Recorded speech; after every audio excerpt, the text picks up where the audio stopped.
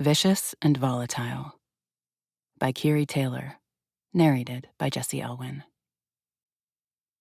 Chapter 1. Hunger pangs stab my stomach. I try to swallow, but my mouth is too dry. I roll over on my blanket on the floor, my eyes scanning the room again, hoping, praying for anything to have changed, but it hasn't. It's still an empty room, save for 2 chairs. There's still that red light that hasn't shut off since I woke up as a prisoner here. The door is still locked. It's hard to tell how much time has passed. I have no way to mark the hours. There is no change of light to give any indication it's day or night, but the parched condition of my throat tells me it's been far longer than 24 hours since Augustus left me here. No food, no water. Augustus does everything with a purpose.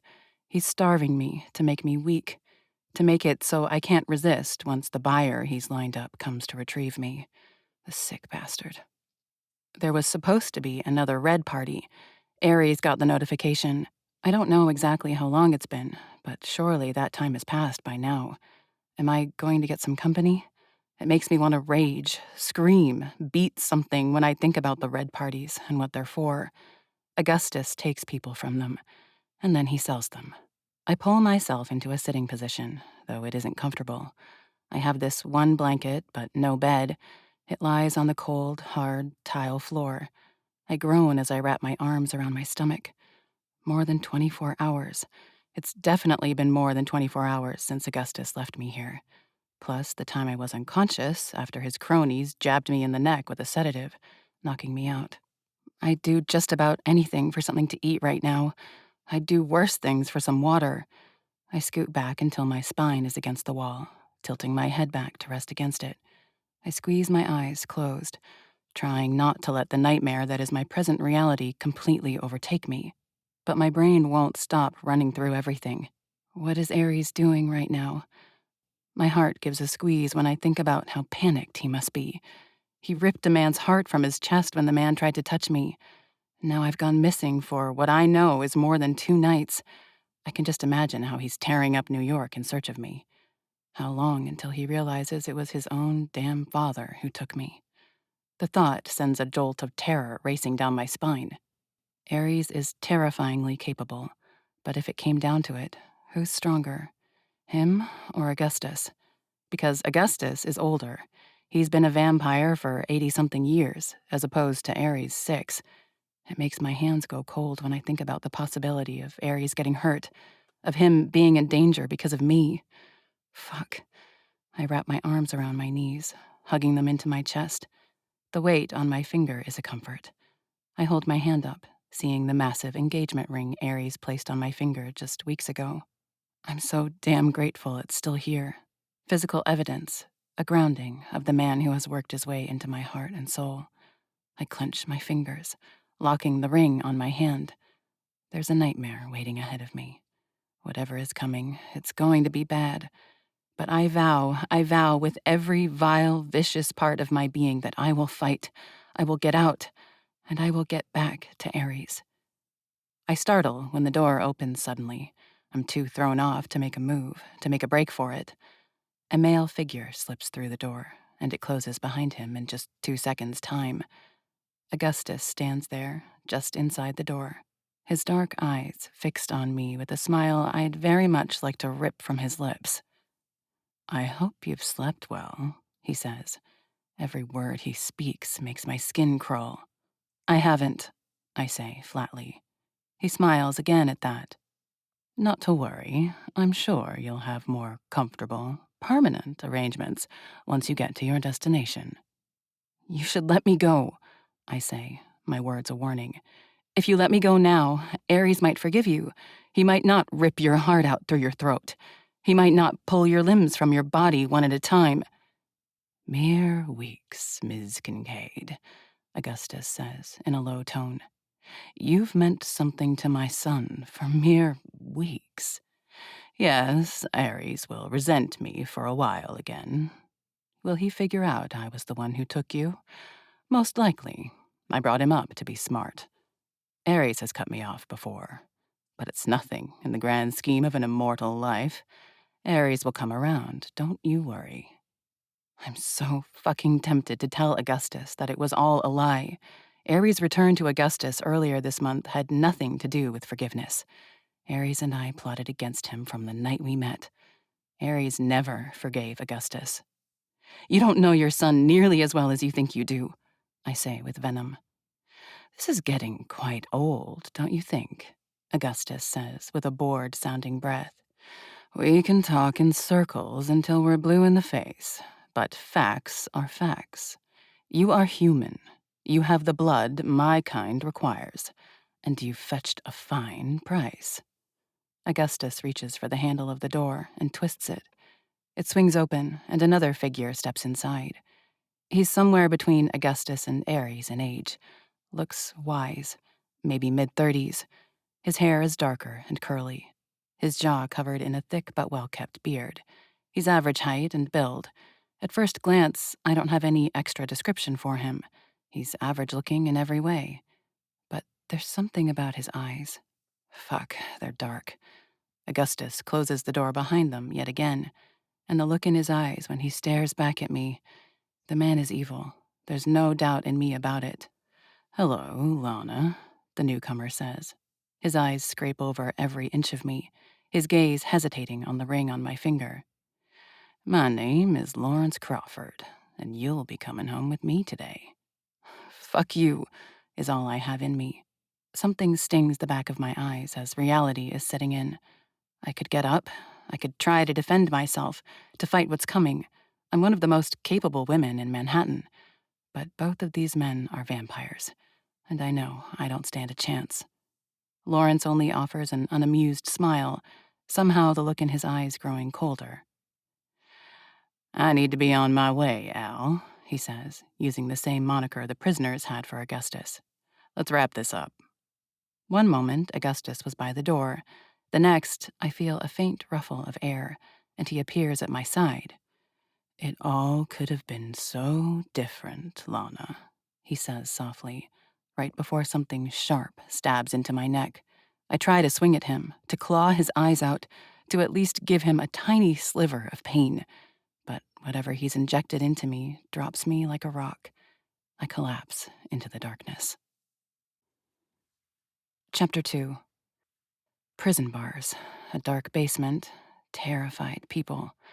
Dusty floors, industrial buildings, hidden corporations. My mind won't stop flipping through it all. Dreams twist the visions into nightmares that don't make any sense, but are as equally horrendous as reality. My breathing rips in and out of my chest. Faster, faster, faster. I can hear my heartbeat hammering in my ears. A cold sweat breaks out on my palms, and suddenly my eyes rip open. I scuffle back across a bed where the scenery is changed. My heart skyrockets, and panic tilts my vision. No longer am I in that red room, my prison cell. The room I find myself in is just that, a room. A high-end one at that, if I'm honest.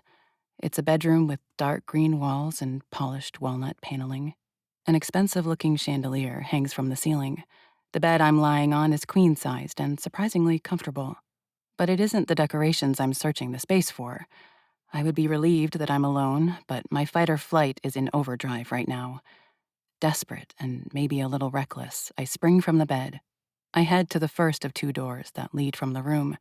Behind the first, I find a bathroom, a beautiful, elegant one, with a big shower and a separate toilet room, all with ornate tile work. The next door opens up into a whole apartment. It's not huge, but there is a kitchen and a dining table.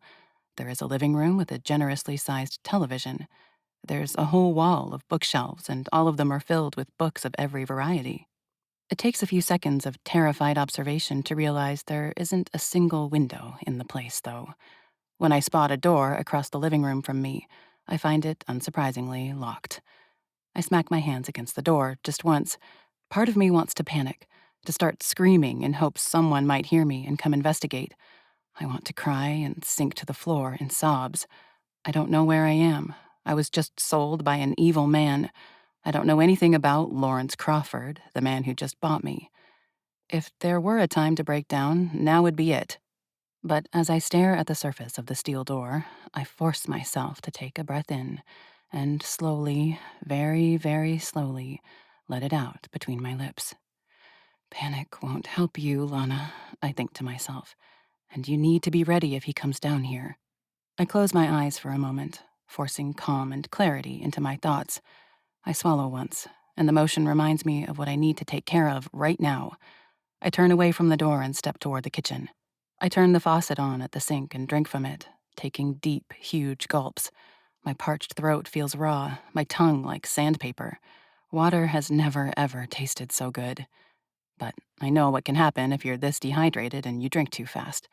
As much as I don't want to, as much as I want to keep drinking, I turn the tap off and wipe at my mouth. I pull the fridge open, and I nearly whimper in relief when I find it fully stocked. I grab an apple and bite into it. Even as I pull out some eggs, cheese, and sliced meat, there's even spinach and butter. Scrounging around in the cupboards, I find everything I need. I pull out a frying pan. I grab a spatula. Then I throw all my ingredients into the pan, cooking up an omelet. My stomach growls loudly as the smell permeates the air. I wonder how long it's been now since I last ate. I struggle to even remember the last time I put food in my stomach. I dump the food onto a plate, snatch up a fork, and sink onto a chair at the table. I burn my mouth as I eagerly take the first bite. But it's worth it. My eyes slide closed, and a groan escapes my lips as finally, I eat. But when my eyes slide back open, they immediately lock on something small, round, and black on the wall, mounted above the sink. A camera. I lower my fork and scan the rest of this open living space. I find another camera above the TV. There is another in the ceiling fan, and yet another to the picture right behind me. They aren't hidden. Whoever put them there didn't give a damn if I saw them. I take another bite of food and pad back into the bedroom. There, above the bed, I find another camera. Disgust rolls my stomach at first, but as I look at it, I realize the angle wouldn't show anything more than the foot of the bed, as well as the door exiting the bedroom. I don't find any cameras in the bathroom, but I'm not going to trust there isn't a hidden one until I tear this place apart. Later. First, I need to get my strength back. I walk back into the kitchen, this time grabbing a cup and filling it with water. Returning to the table, I drink half the glass and stuff more of the omelet into my mouth. This is bad. I'm obviously a prisoner. The locked door proves it. The lack of windows a farther attestation. I feel like I have somewhat of an idea of what is to come. When I imagined what it would be like to be a vampire's prisoner, one who gets fed from, I imagined a dark, empty room. I imagined chains. I imagined a bucket for a bathroom and ratty blankets for warmth. Instead, I have an apartment that's bigger than 80% of what you'd find in Manhattan, and it's actually very nice. What kind of mind game is this, I have to wonder. Whatever it is, I eat my food, getting my strength back, and start plotting how the hell I'm getting out of here. What's the point of buying a human if you're not going to feed off her? I watched the clock on the wall. It was 8:02 when I woke up. AM or PM, I have no way of telling. But I watch the hands on the clock go all the way around past 8 again, and the door never opens. No one speaks through the cameras. I feed myself, fueling my body so I'm ready for whatever comes. As the hour hands go past 12, my eyelids grow heavy. I walk into the bedroom and lock the door. Not that it will really do me any good if that vampire really wants to enter, but it makes me feel a fraction better. I curl up in the bed. Again, my brain wants to spiral. I want to freak the hell out. I think of Ares and how furious and terrified he must be right now. But I can't. Imagining Ares won't do me a bit of good right now. So I close my eyes. I take slow breaths in and out. I force my mind to relax. And finally, I drift off to sleep. The sleep isn't good. Again, it's filled with stress-fueled nightmares. My brain can't fully relax, even if my body is. When I wake, I feel nearly as tired as when I laid down. It's only been 6 hours when I wander back out into the living room. I cross to the fridge, and I freeze when I open it. The things I ate yesterday have been replenished, plus a few new items. Someone was in here while I slept. My skin feels cold. Goosebumps prickle along my arms and up the back of my neck. I look behind me, to the rest of the room, searching for other evidence that someone has been in here while I slept, but I find none. A curse slips past my lips, and a twinge of fear climbs up my scalp. Still, I refuse to lose it. So I pull out some chicken, I season it, I cut it up, I cook it, and then I eat it. I'm a truly terrible cook, but it's something to put in my stomach.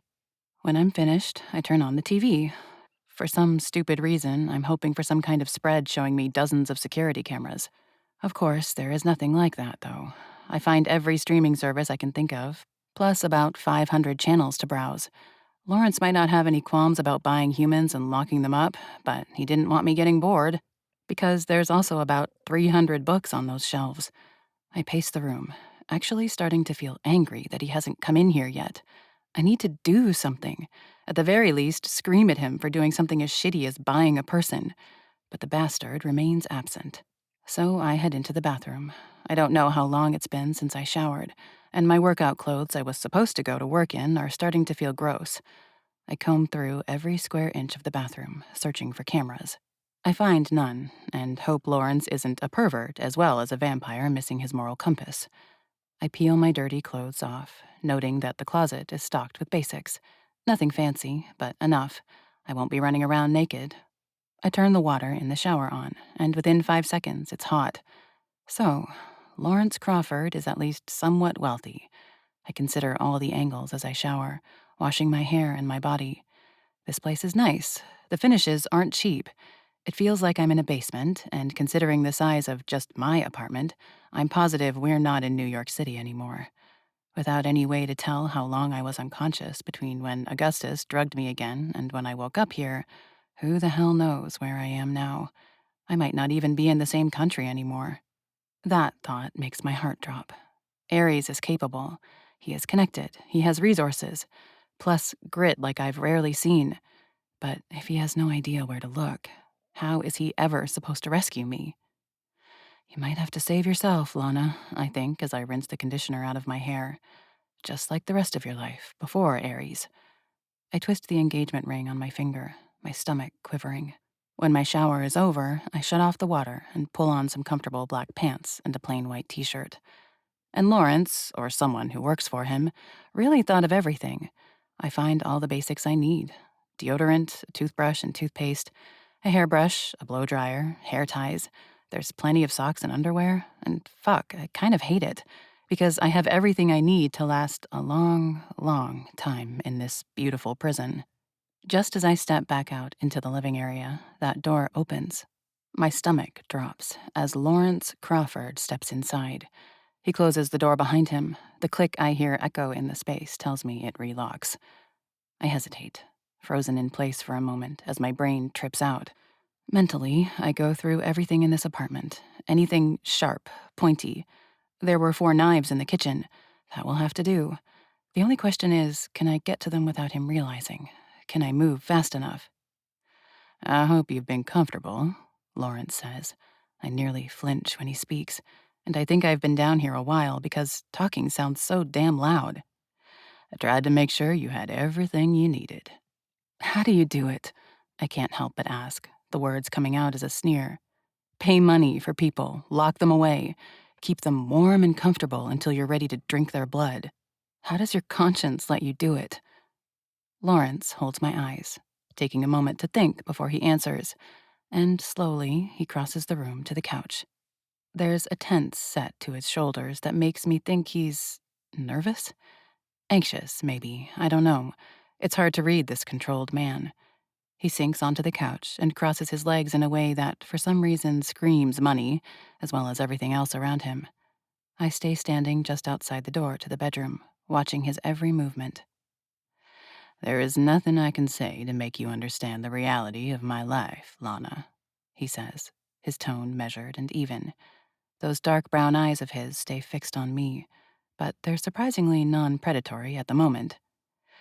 What has happened to you is unforgivable. It's a worst-case situation, so I can't make justifications for the situation to you. There aren't any that will make sense to your mind. Just know it's a necessity for me. That's fucked up, I say, my words cold. Lawrence simply nods in agreement. Al warned me that you'd be uncooperative.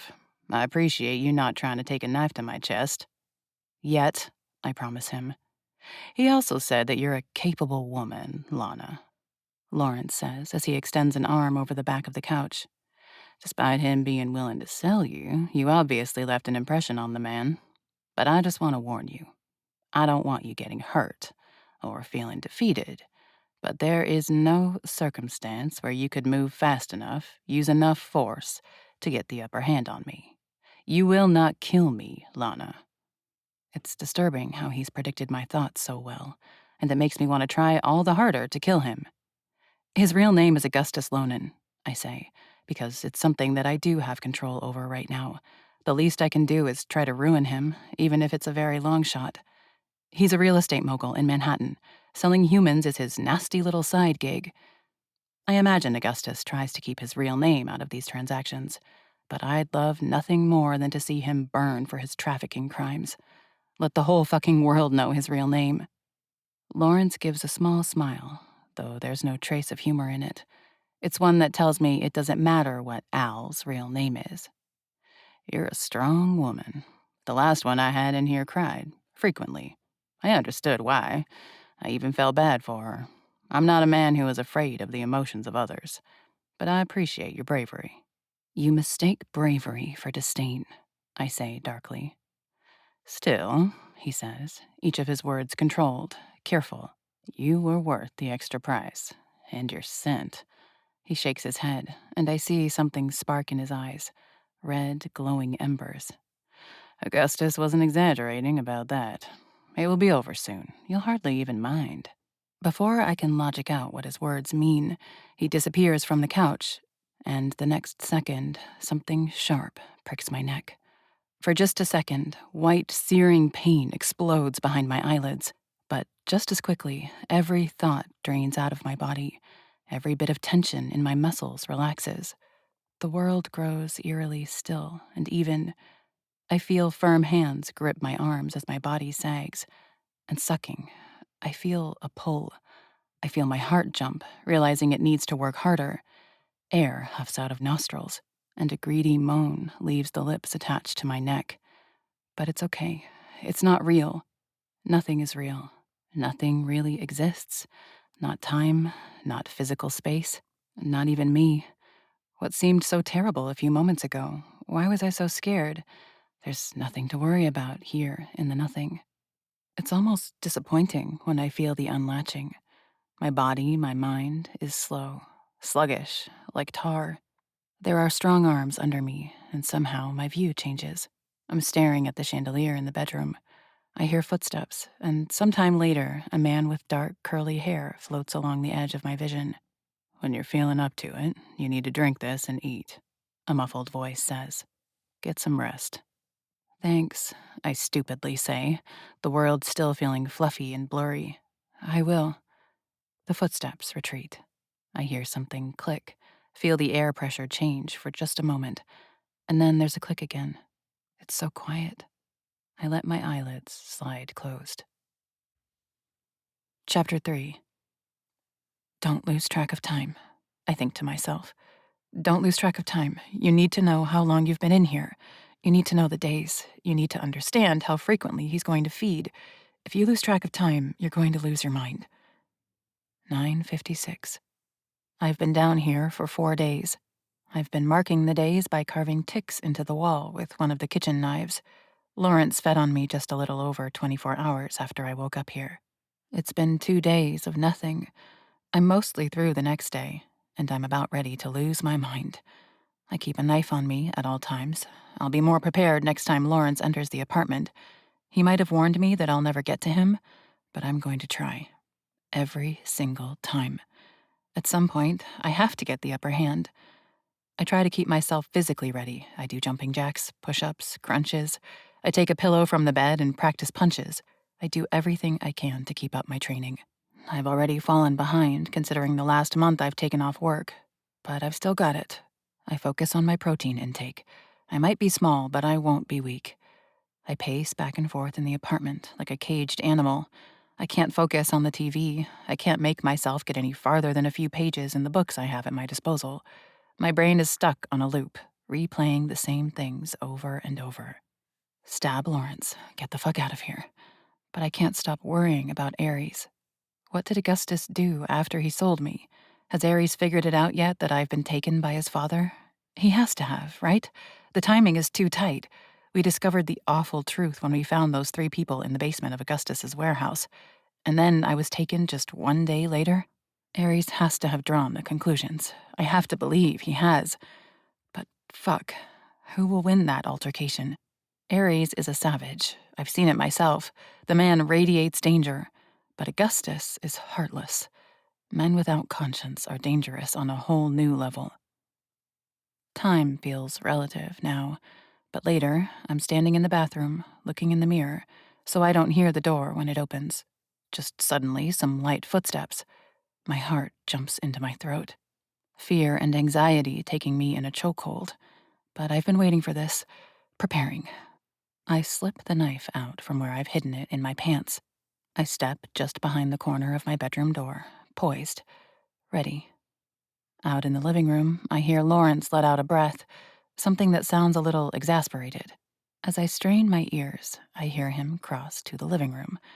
And then he, settles down on the couch? What is he doing?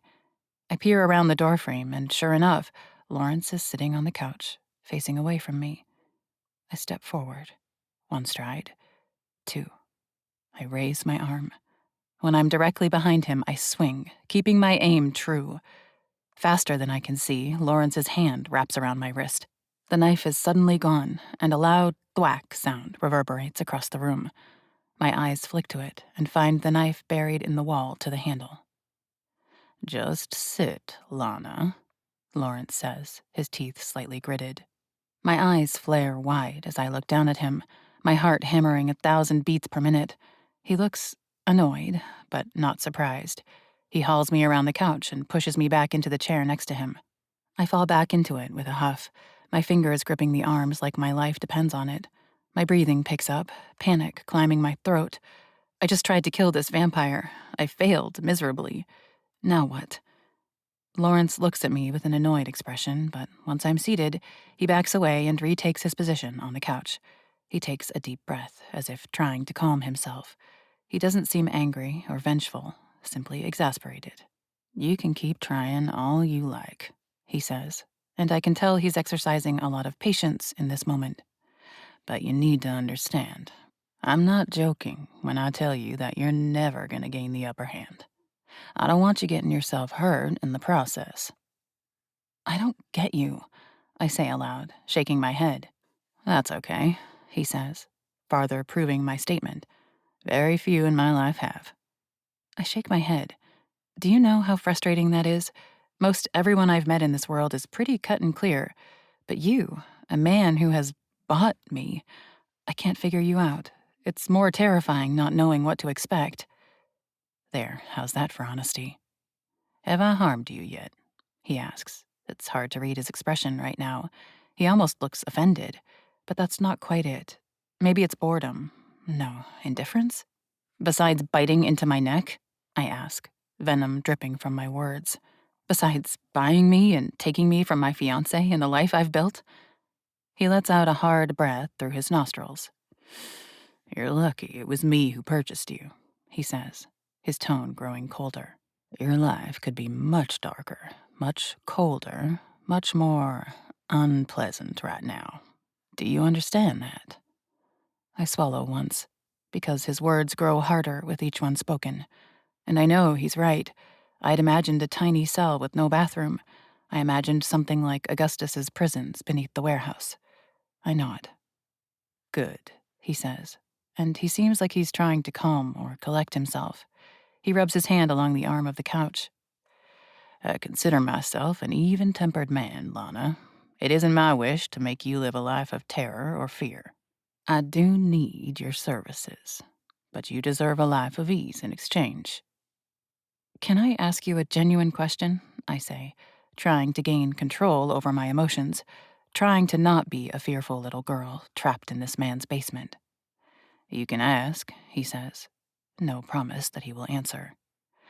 "All of the vampires I've known just drink donated blood when they're thirsty, or they go to parties with willing participants, or they just grab someone off the streets," I say, gathering every ounce of calm I have. "Why aren't any of those options for you?" He considers my question for a moment.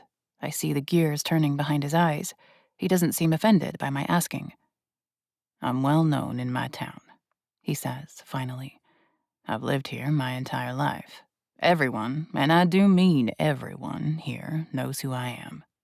But they don't know what you are, I say, as things start clicking into place.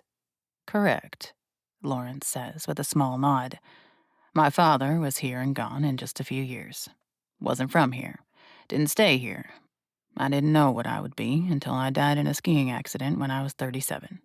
That was an experience, waking up on that mountain 4 days later, still at the bottom of a drop-off. I thought I was a demon. I thought I was possessed. I shook my head, and I hate that I feel any amount of sympathy for this man, but that would be awful. Waking up as a vampire, not having any idea what you were. I've never asked any of the vampires I know what those first few days after resurrection are like, but I imagine it's a few thousand levels beyond disorienting. I grew up very religious, Lawrence says with a tiny chuckle. Thus, I thought I was suddenly something sealed to the devil. Even more so for the next few weeks as I killed 6 people without even knowing what I was doing. I have questions. I want to ask him if his mother knew what happened to him, what his job was, how did he gain back control to go back to his life, but that would imply that I'm invested in Lawrence's story, and I don't want to be. Eventually, I started getting a grip on things, Lawrence continues. He picks at something on his sleeve that's invisible to me, but he flicks it on the floor. I dared go back home. The town had questions about where I'd been for a few weeks. I'd told them I'd needed some mental health time. That doesn't get questioned too often these days. But those first few weeks back to work, he shakes his head. They were rough. The town had questions. Everyone here knows who he is. He's been here his whole life. You're some kind of local leader or politician, aren't you? I dare ask. A small smile crooks in the corner of his mouth. You're smart, Lana. Yes, I'm the mayor here. Oh, damn. No wonder it would be bad if he went out and fed on someone, or found some willing local. They could open their mouth and expose him. That first 6 months in office after I resurrected was something I'd never want to relive again, Lawrence says. But I started digging, inquiring. When the idea struck me that I could find a permanent solution, I got to work, and I found Al. I'm not the first person you bought, I state. How many were before me? Just the one, he says. I kind of can't believe he's being so open and honest with me. I only have a year and a half left in my term. I won't be seeking re-election. I'll probably move. Might even look into joining the House of Conrad. Those few words ping in my brain. Right. The house system. The fact that there are fucking royals among the vampires. He's considering going into service of the royal at that house. If I remember right, that one is in Mississippi. This world is so much bigger than me. Why did you need a replacement? I ask, redirecting my thoughts. I'm the second. What happened to the first? For the first time in a while, Lawrence doesn't answer right away. He looks at me for several long moments, considering how to answer my questions. Her mental state degraded. As I said, she cried a lot. From the moment she woke up down here, she couldn't adjust. She broke. After 4 months, she became a danger to herself. You let her go? I ask, doubtful but hopeful. I checked her in, he says. But the fact that he doesn't say anything more tells me that there is indeed so much more. He checked her into a mental hospital. That's a whole damn story. I shake my head. You still didn't answer all of my questions. What about donated blood? Why can't you survive off that? Harry's does. The look on Lawrence's face instantly sours, pales. Yes, I've known some who can drink it. I cannot. Why? I press. His expression further hardens. Because it's as satisfying as eating cold cream of mushroom soup for survival. Could you force yourself to survive off that for the rest of your life, Lana? Even when you know there are other options out there that tasted so much better? I can't help but picture it. Imagine what it would be like. Cold, thick, the texture. Fuck, is that what it really feels like to Ares, surviving off donated blood? How the hell has he done that for all this time? Lawrence raises an eyebrow at me as if to say, "See, that sounds awful, doesn't it? Now you understand why I had to buy you." I shake my head. Nope, still doesn't justify it. "I think that's enough for today," he says, jarring my brain at the change of conversation. "We have plenty of time together. We can ask and answer more questions later." And suddenly, he's a blur. I don't get 1 second to react before sharp fangs pierce my neck. Then the numb creeps in. My whole body relaxes. My brain unwinds. There's that pulling, the sucking, the life being drained out of me. But it's okay. It doesn't hurt. I don't even mind. I let my eyes close. I let my body relax. And I slip into blissful nothingness. Chapter 4. His hand sliding up the middle of my back. That hand wrapping into my hair. The gentle pull it gives. The pressure between my legs. The heat of his body as he thrusts into me. My name whispered on his lips. A moan escapes me as I press back into him. But it's not enough. I'm not full enough. He's not touching me enough. I can't smell him enough. I can't see enough. With a groan of frustration, my eyes snap open. There isn't anyone around, but I still feel my face flush in embarrassment, recalling the dream I was just in the middle of and the role Ares played in it.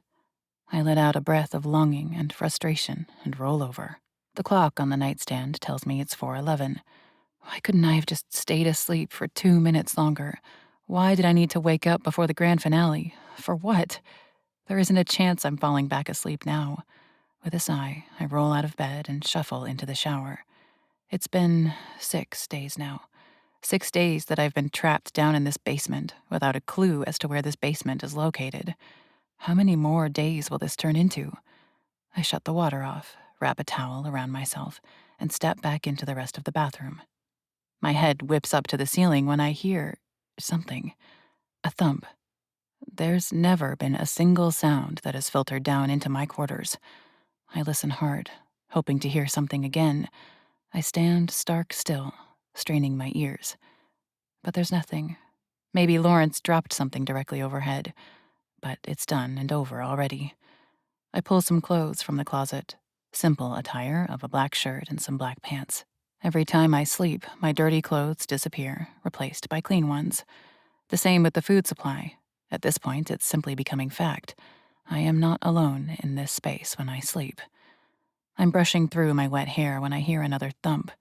I freeze, listening, and it's followed by another thump, this one heavier sounding. I set the brush down on the counter and walk back into the bedroom, my eyes fixed on the ceiling. There's the sound of metal scraping right overhead. Another thump. I dart into the kitchen, going for another of my kitchen knives. Lawrence has clearly displayed that I will not, in fact, get the upper hand on him. But I don't know what the hell is going on up there, and I'll be damned if I'm going to stay unarmed. 2 more thumps sound in succession, these above the dining area. And that sounded like a roar, maybe. My heart rate picks up. Something prickles along the back of my spine. Another thud, and something sounds like it buckles overhead. Scrambling footsteps vibrate the walls. There's another roar, this one deeper, more savage. The next sound is different. There's a definitive crunch, and then wet tearing. It's so quiet I hear my heart hammering in my ears. Then there's footsteps again. They echo as if they're in a staircase right outside the door Lawrence comes through. I square off with the door, knife poised. My thoughts are racing, combing through every bit of training I have, practicing 100 moves in a single second. There's a click. I watch as the doorknob twists, and then it swings inward.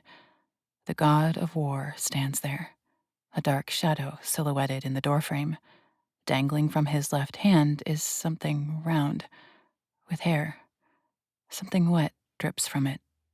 "Lana," Ares breathes as he steps forward into the light. From his hand, he drops Lawrence's head, which rolls across the wood floor, spilling red all over. Ares' eyes are brilliant red, the brightest I've ever seen them. Black veins spider out from them across his face. His fangs are extended, on display as he breathes hard, the sound feral. Red is splashed across every inch of him, smeared over his chin and mouth, coating everywhere on his hands, splattered over his chest, staining his shoes.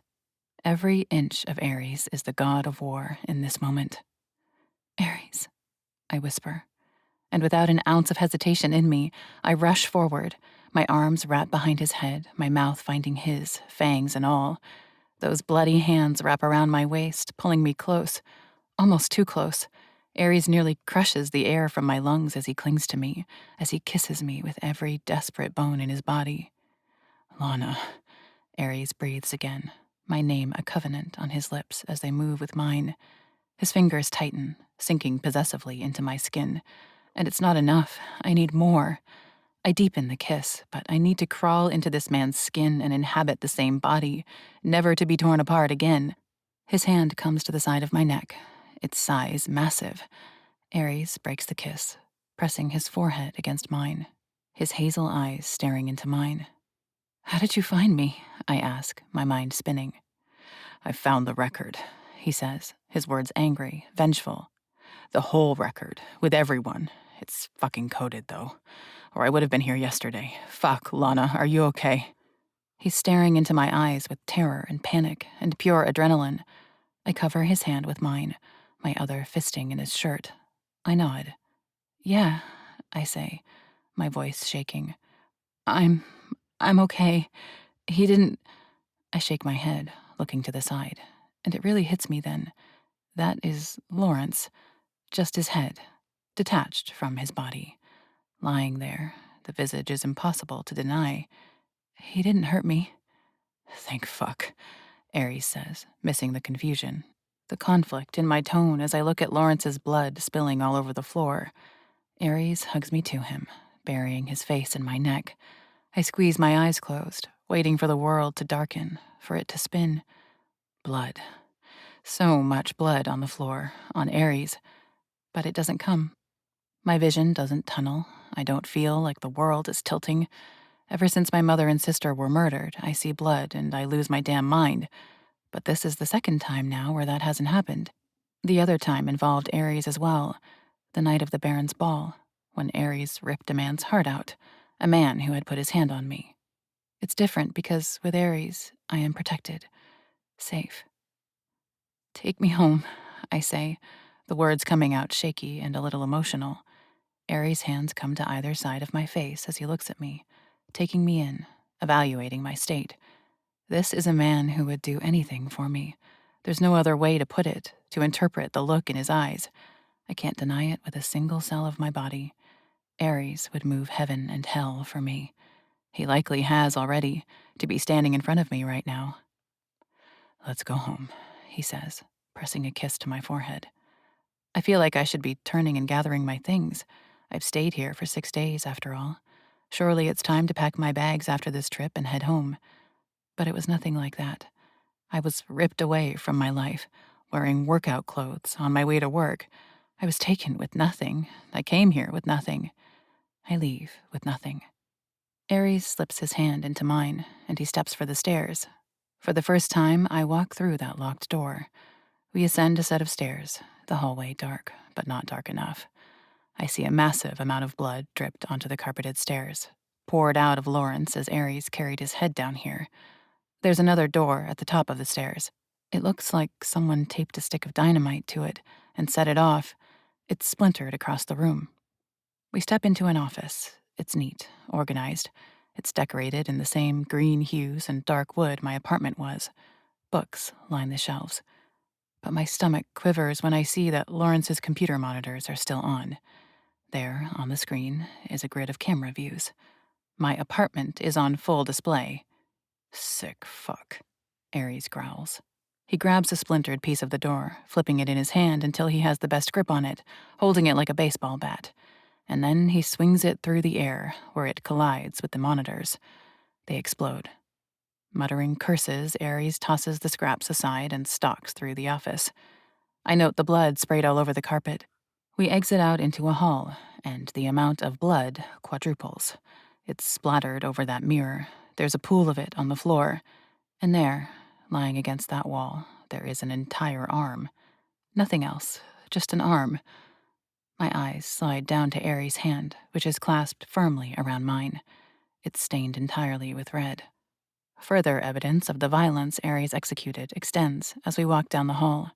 The dry wall is buckled there. There's a red spatter spreading out from a round hole, as if Lawrence's skull cracked there. We exit into a living room, and there, lying behind the couch, I find a leg. More blood. The piano against that wall looks as if a wrecking ball dropped on top of it. My stomach turns. All my other organs tremble. The reality of what Aries is capable of, the strength he possesses, the reality of being a vampire, it's never been on such stark display. It's never been more real. Just need to take care of one last thing, Vengeance, Aries says as he tugs me through another doorway. We walk into a kitchen that makes my mouth drop open. The details, the finishes, the equipment. Lawrence didn't make this kind of money just being the mayor of some town. This kind of scale is generational wealth, but it's marred by the streaks of blood over the counter, the splatter against the windows, and then by the headless torso lying in the doorway to the dining room. Aries tore Lawrence to fucking pieces. As my stomach tries to revolt, I force myself to look away. Aries starts digging through cupboards, and maybe I'm a little stunned because I just stand there, feeling stiff and frozen instead of asking what he's looking for, instead of offering to help. But just 30 seconds into his search, he comes up with a candle, as well as a lighter. He sets the wick alight, setting the candle on the counter farthest away from the stove. He then turns the knob on the stove just a little, and the next moment I hear the soft hiss of unlit gas running. "Let's get out of here," Aries says, returning to my side, taking my hand once more. Confidently, quickly, he leads me to the front door. He strides out of it, and I nearly pull him to a stop. Air, fresh air, stars, the moon. I haven't had access to any of these things in 7 days now. My eyes slide closed for just a moment as I pull in a lungful. But they flash open when I hear the sound of an engine starting. And there, parked at the curb, is a familiar black SUV. Billings climbing out to open the back door for us. "It's a relief to see you, Lana," he says, nodding his head to me. In his eyes, I'm surprised to see genuine concern. He's been driving me around for a month now. I didn't realize that during that time we'd come to mean anything to each other. But I'm actually happy to see him as well. "Thanks, Billings," I say, my voice coming out sounding rough. Aries supports me as I climb up and into the comfortable seats. I drop into one, letting out a shaky breath as I settle back. Aries climbs in after me, settling into the seat beside me, immediately taking my hand once more as Billings pushes the door closed. "Where am I?" I ask, starting in on the million questions ripping through my brain. "Connecticut," Aries answers. "Damn near to Rhode Island. Creepy little town." I look out the window as Billings rolls forward. There is the house I just exited. It's beautiful. Old, regal. It looks exactly like old money. It does not look like a place a vampire kept a human woman prisoner in his basement. The grounds surrounding it are big. There is a line of massive, beautiful trees along the driveway we roll down. The gardening is top-notch. Everything looks perfectly in place. It's disgusting how well it matches the man who bought me. Just as we reach the end of the long, dramatic driveway, there's a terrifying explosion behind us. I instinctually duck, protecting the back of my head, my shoulders shrugging up to my ears. With a startled yelp, I look out the side window as Billings turns onto the main road and hits the gas. Lawrence's house just exploded. A ball of fire, windows blown out. A raging inferno stands in its place. The candle, the gas at the stove. Fuck. Aries was destroying the evidence of what happened there. "Keep on driving," Aries instructs Billings.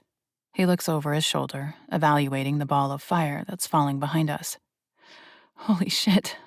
The words come across my lips in a quiver. I tear my eyes from the flames behind us, my breath ripping in and out of my chest. I feel my whole body start to shake, and my face falls into my hands as I try to calm my breathing. "It's over, Lana," Aries says, his voice low, quiet. His hand comes to my back, rubbing comforting circles into it. "That bastard will never touch you again." I breathe hard, and a series of images flash through my brain in rapid succession.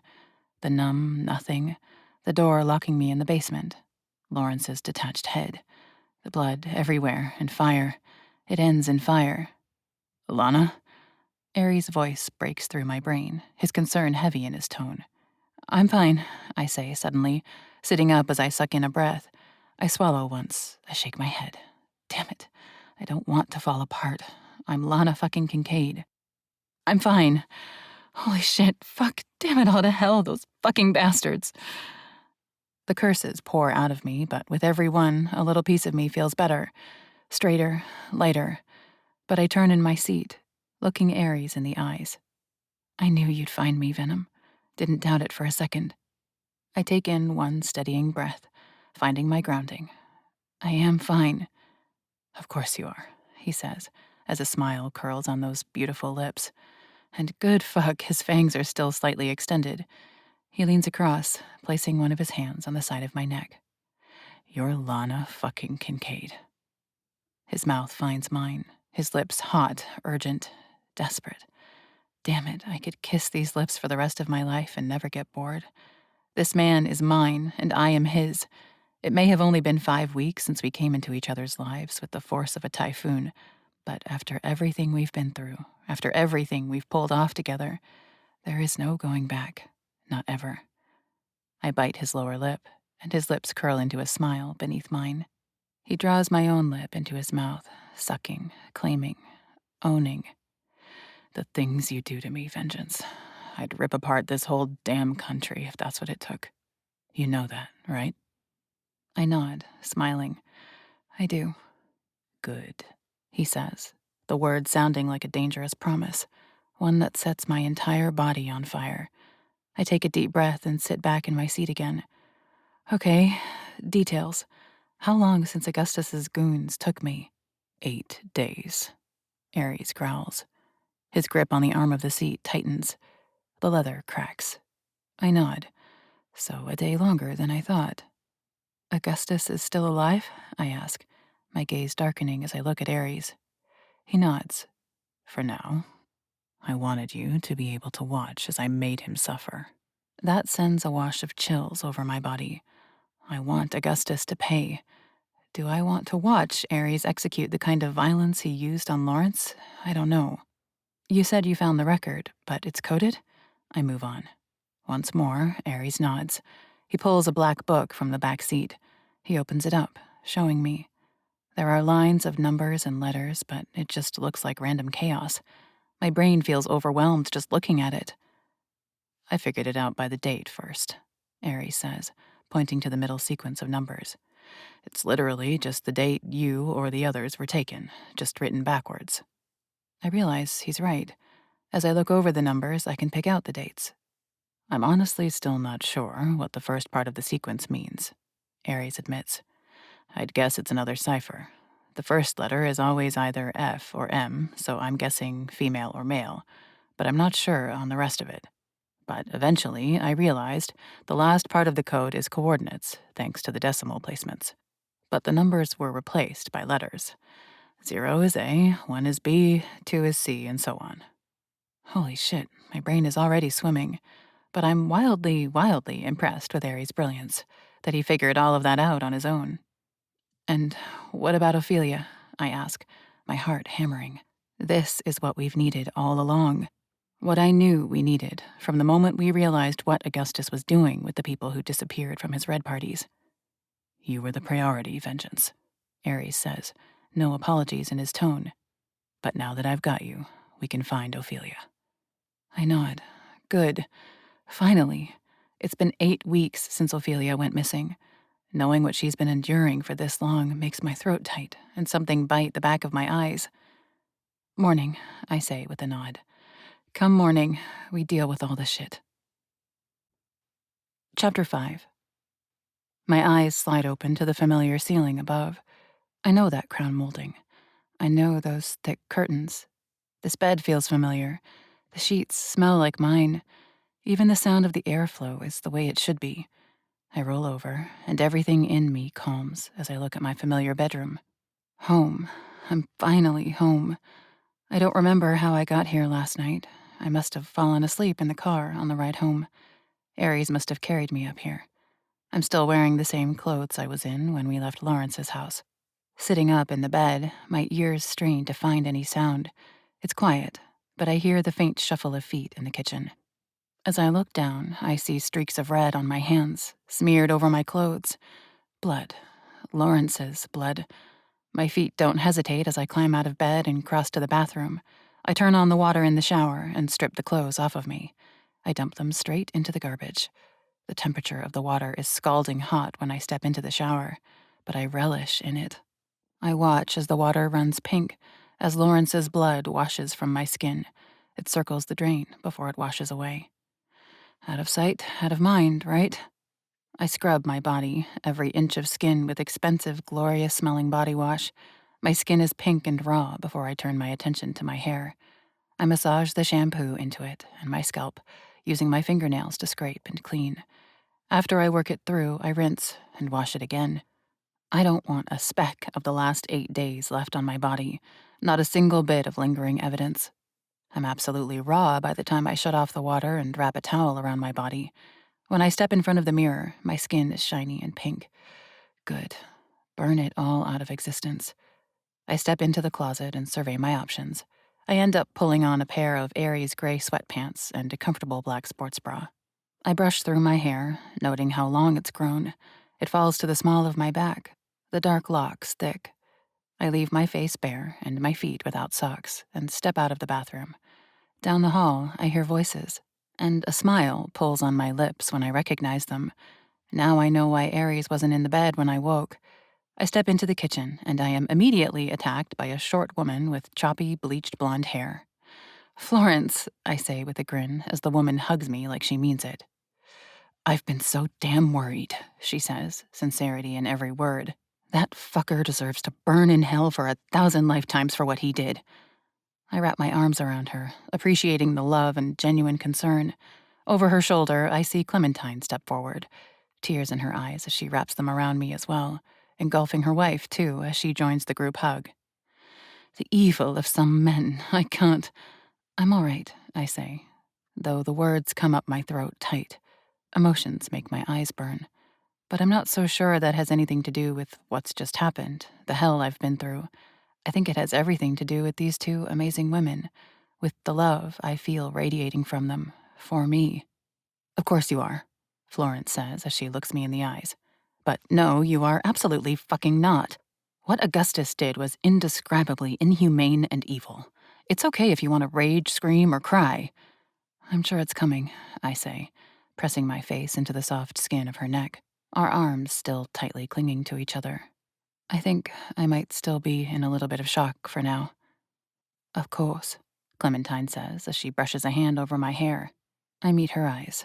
They're so soft, so damn understanding, and I realize just how lucky I am, how lucky Aries and I are.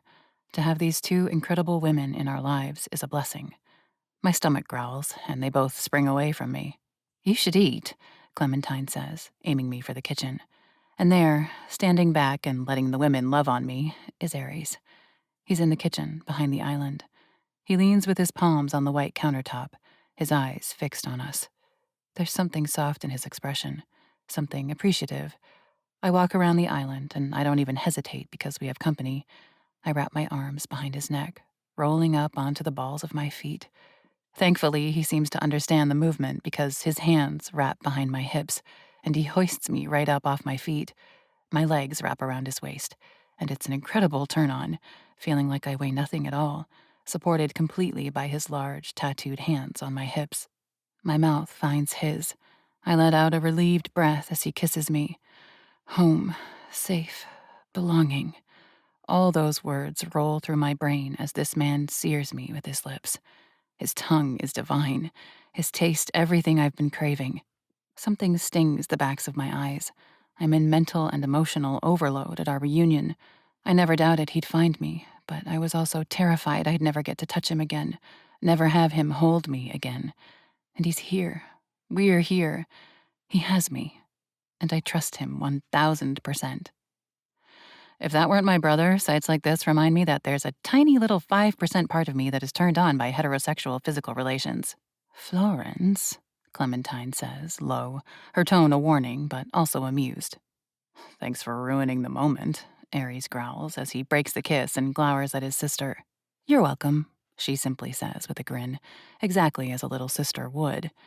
Aries backs me up to the counter, setting my ass on it, though his hands remain on my hips. How are you this morning? He asks. His tone is hesitant, worried, as if he's unsure of the answer, as if he's unsure if I'm going to break down crying or storm out of here in a rage. I'm okay, I say, nodding, even though there's still a large thing inside of me that feels unsteady, like unsorted emotions and feelings that haven't found their place yet. But I mean it.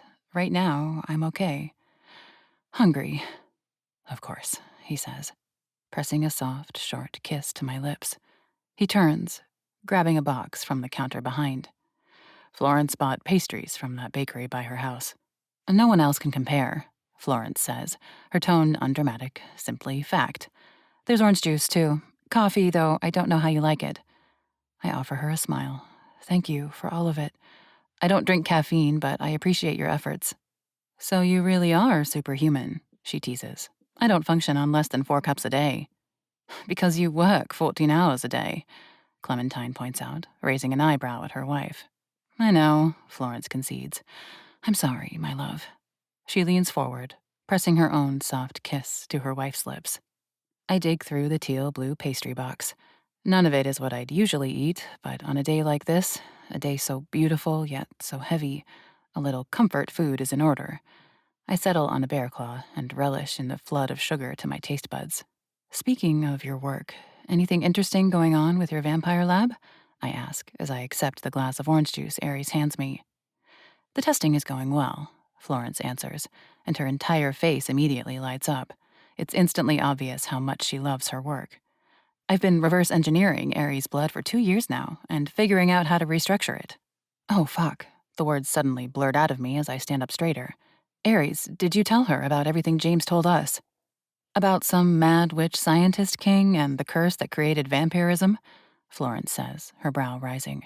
I see the wild disbelief on her face, but also the baffled wonder. Aries nods.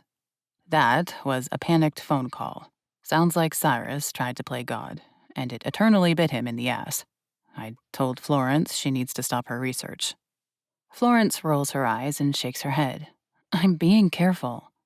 You're trying to make vampires, Aries says, and the worry in his tone is obvious. That's exactly what Cyrus did, and he got cursed for it. You're trying to do the same thing. Not exactly, Florence says, though she doesn't sound quite as confident as I'd hoped for.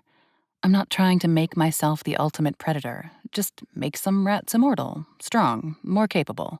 So we just need to fear an uprising of immortal rats that are strong and intelligent, Clementine says dryly. From her tone, it's obvious she doesn't like what Florence is doing either. You really think you can do it? I ask, fixing my gaze on the woman who baffles my mind with her incredible intelligence and drive. You think you can make a vampire?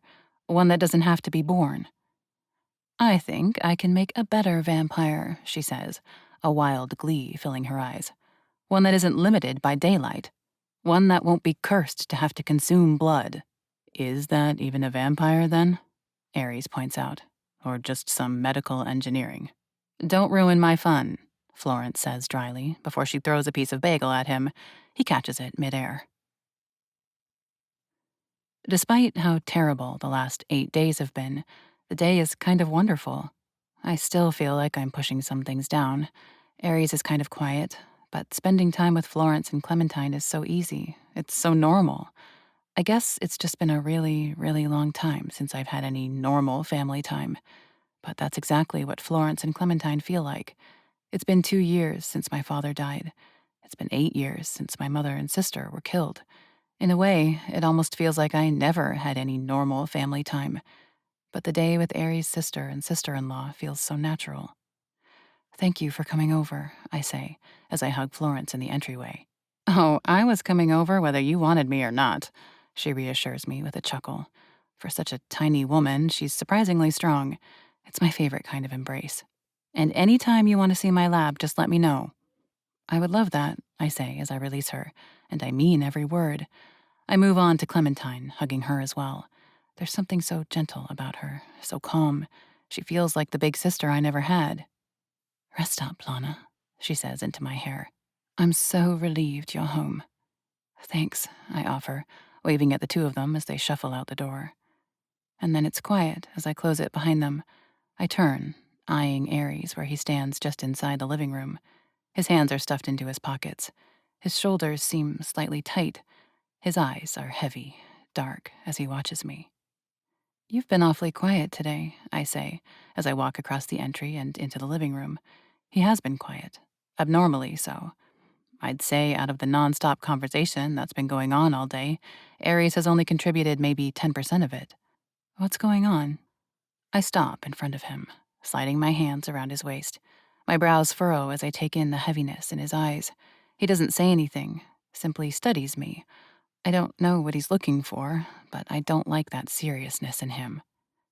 Aries? I question, pressing myself to him, hugging him tighter. What is it? How? He trails off, takes a breath. He's studying me harder as if he can read something right off my skin if he just tries hard enough to see it. How are you not running from me, Lana? That sours my stomach. My own brows furrow. What do you mean? Why would I? Aries shakes his head and steps back from me, turning toward the window. It's dark outside now. He stares out over Central Park, every muscle in his body tight and stiff. My own fucking father took you, Lana. Physically took you, sold you. A vampire trapped you in a basement, planned to keep you forever, paid money for you, fed on you. My father. I am a vampire, and you're only in this world because I asked you to pretend to be my fiancé. You've been through hell because of me. He places his hands on the window, leaning into it. His breathing comes out harder, pained. No, agonized. How are you not leaving me, Lana? He says. His words are quiet, ragged, terrified. Oh, hell no. I cross the room. I stop when I'm standing directly behind Aries, only inches between our bodies. I'm in this world because someone I love was taken. I'm in this world because I stepped into it. I'm alive. I'm free. Because of you, Aries. He hangs his head, shaking it. He looks like he's tortured right now. Fuck, no. I grab his hips and pull him away from the window. Sliding my hands up his back, I grab his shoulders and make him turn around to face me. My hand slides up his chest until I caress his cheek. I've never seen him look so conflicted as he does when, slowly, his eyes rise up to meet mine. I'm not running, Aries, I say, pushing every ounce of conviction I have into the words. I am not fragile. I am not scared. I am not easily broken. I've lived through hard before, and I'll keep doing it. But Aries, I am not running from you. I am not leaving you, because I love you with every fiber of my fucking being. There are certain moments in life when we experience perfect clarity. Seeing Aries standing there, doubting us, feeling as if he isn't exactly what I need, is a moment that perfectly crystallizes the truth for me. I've been falling for him for weeks, but now, after going through hell, I know it. I love this man. The sun dawns within the man in my arms. The look in his eyes changes. They brighten, they widen. He stands taller. The flow of air into his lungs changes. His hands come up to caress either side of my face. You love me? He questions, the words coming out rough and breathy at the same time. A smile pulls on my lips. I cover his hands with my own. I nod. I love you, Aries. And the world focuses to one point, all of it funneling around us in a rush. Aries' mouth comes to mine, taking me hard, deep, eternally. His hands slip down to my hips, where he grabs me tightly, eliminating every bit of space between us. His breath comes out hard, feral almost. His tongue seeks out mine.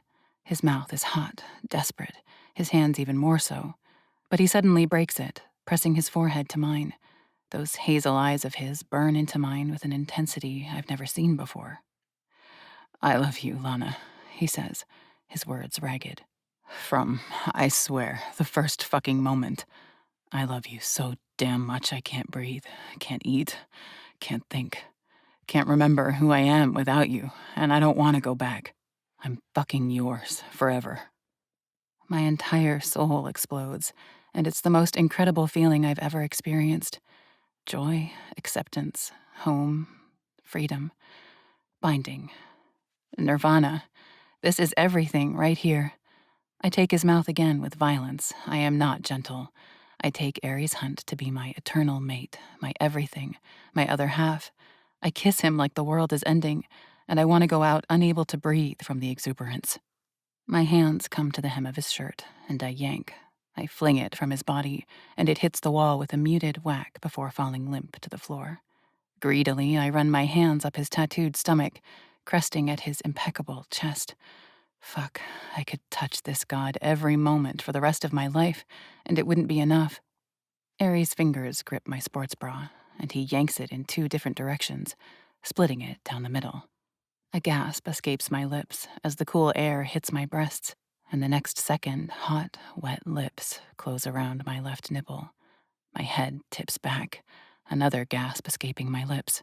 Ares' hand grips my other, his tattooed fingers closing tightly on my flesh. I lace my own fingers through his hair. I love his hair. I love his lips. I love the way they move on me.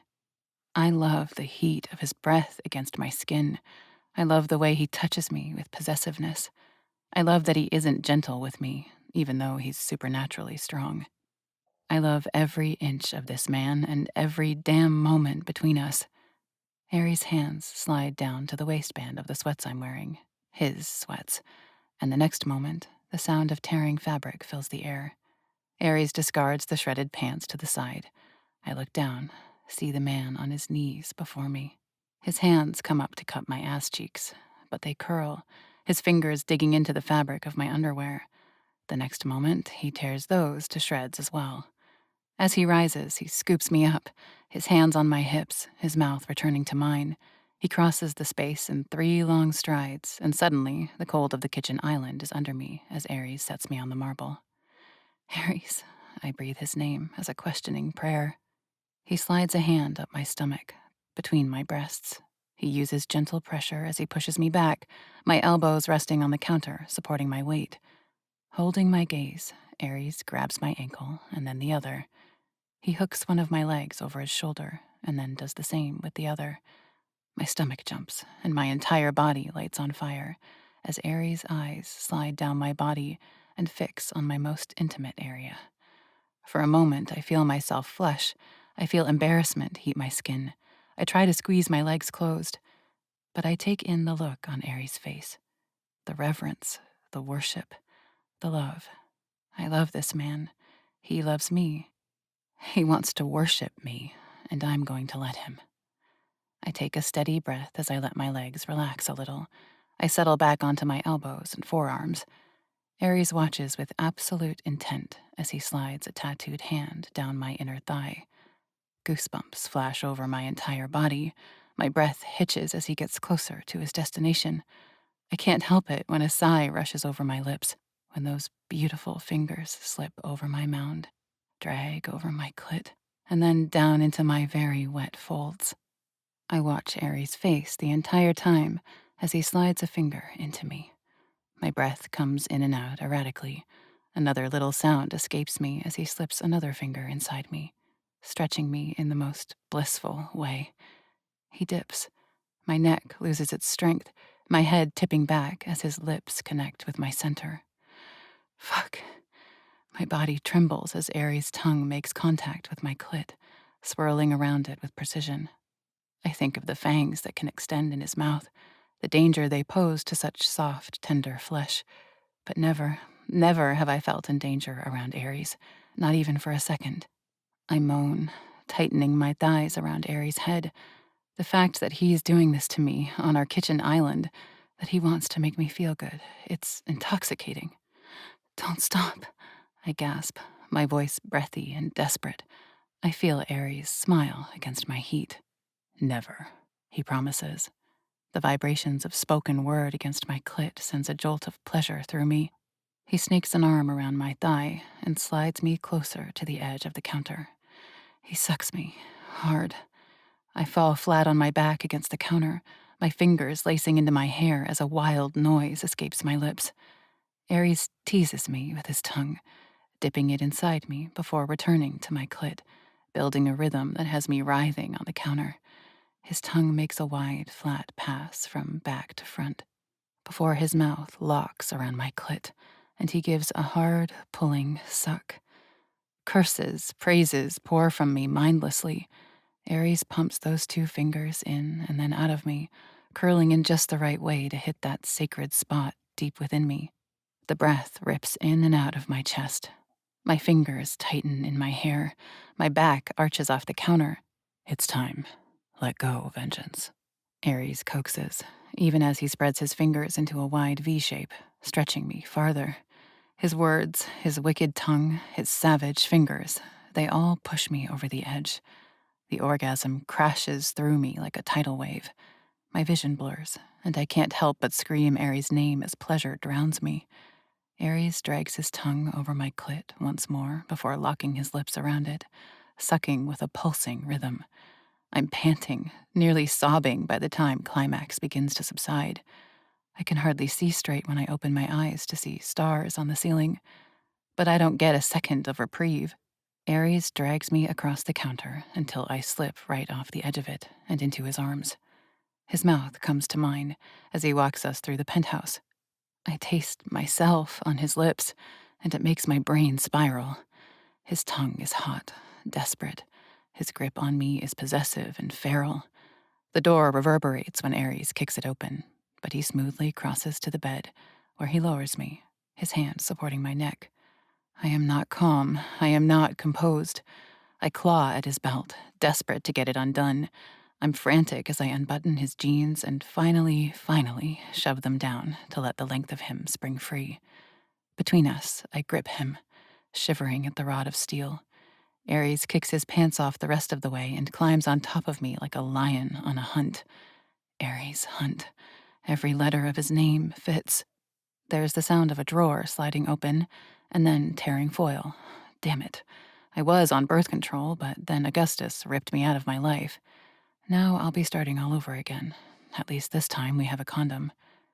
Ares climbs the length of my body, his hazel eyes fixing on mine. He kisses his way up my stomach, his hands caressing my sides.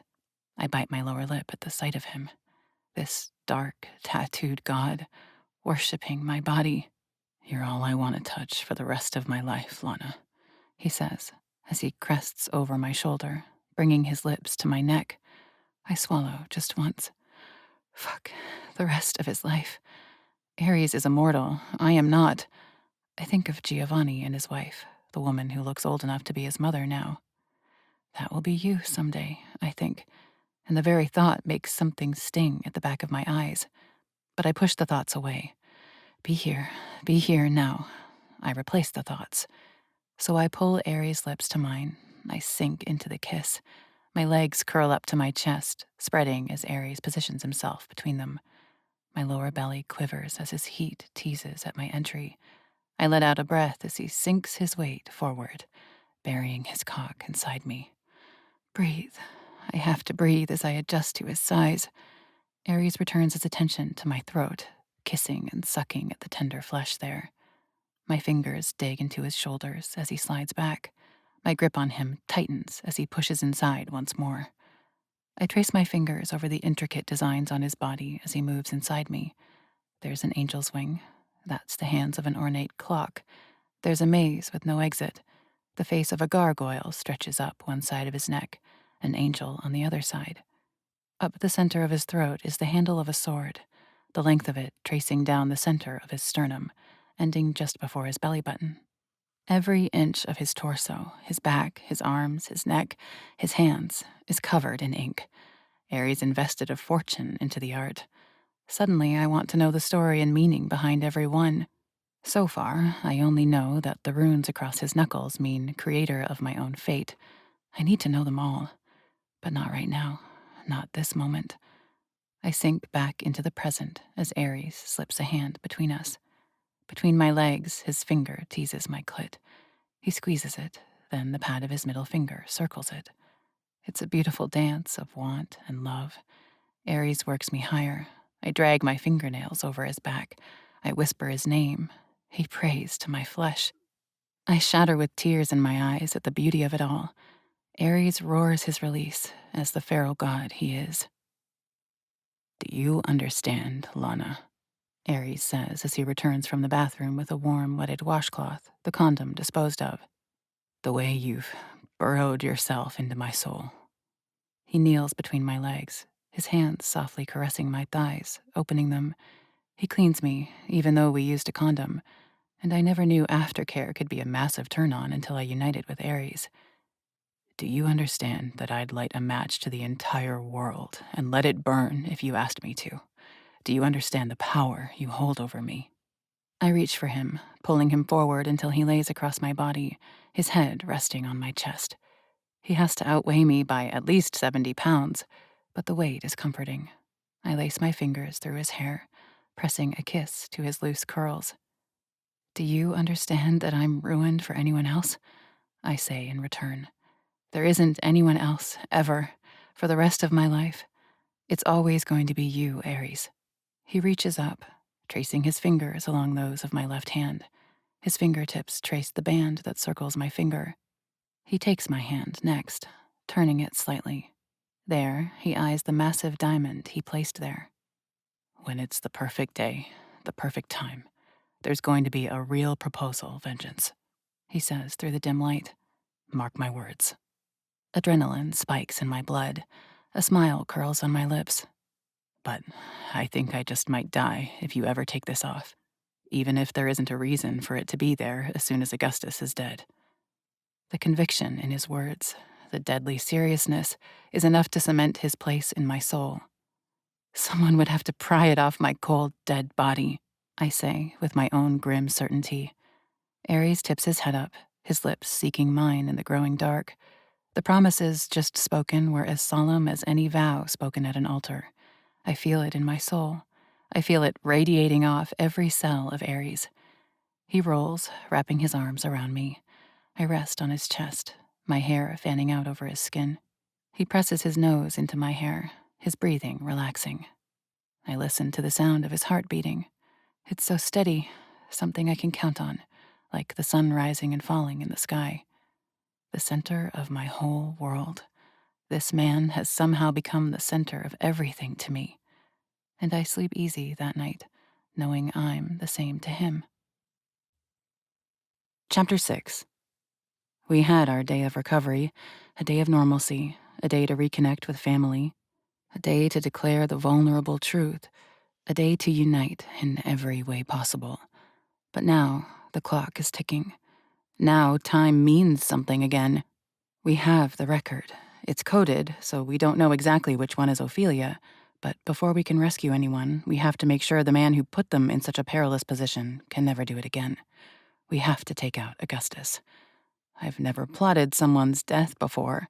I never thought myself capable of condoning murder, but Augustus has changed that.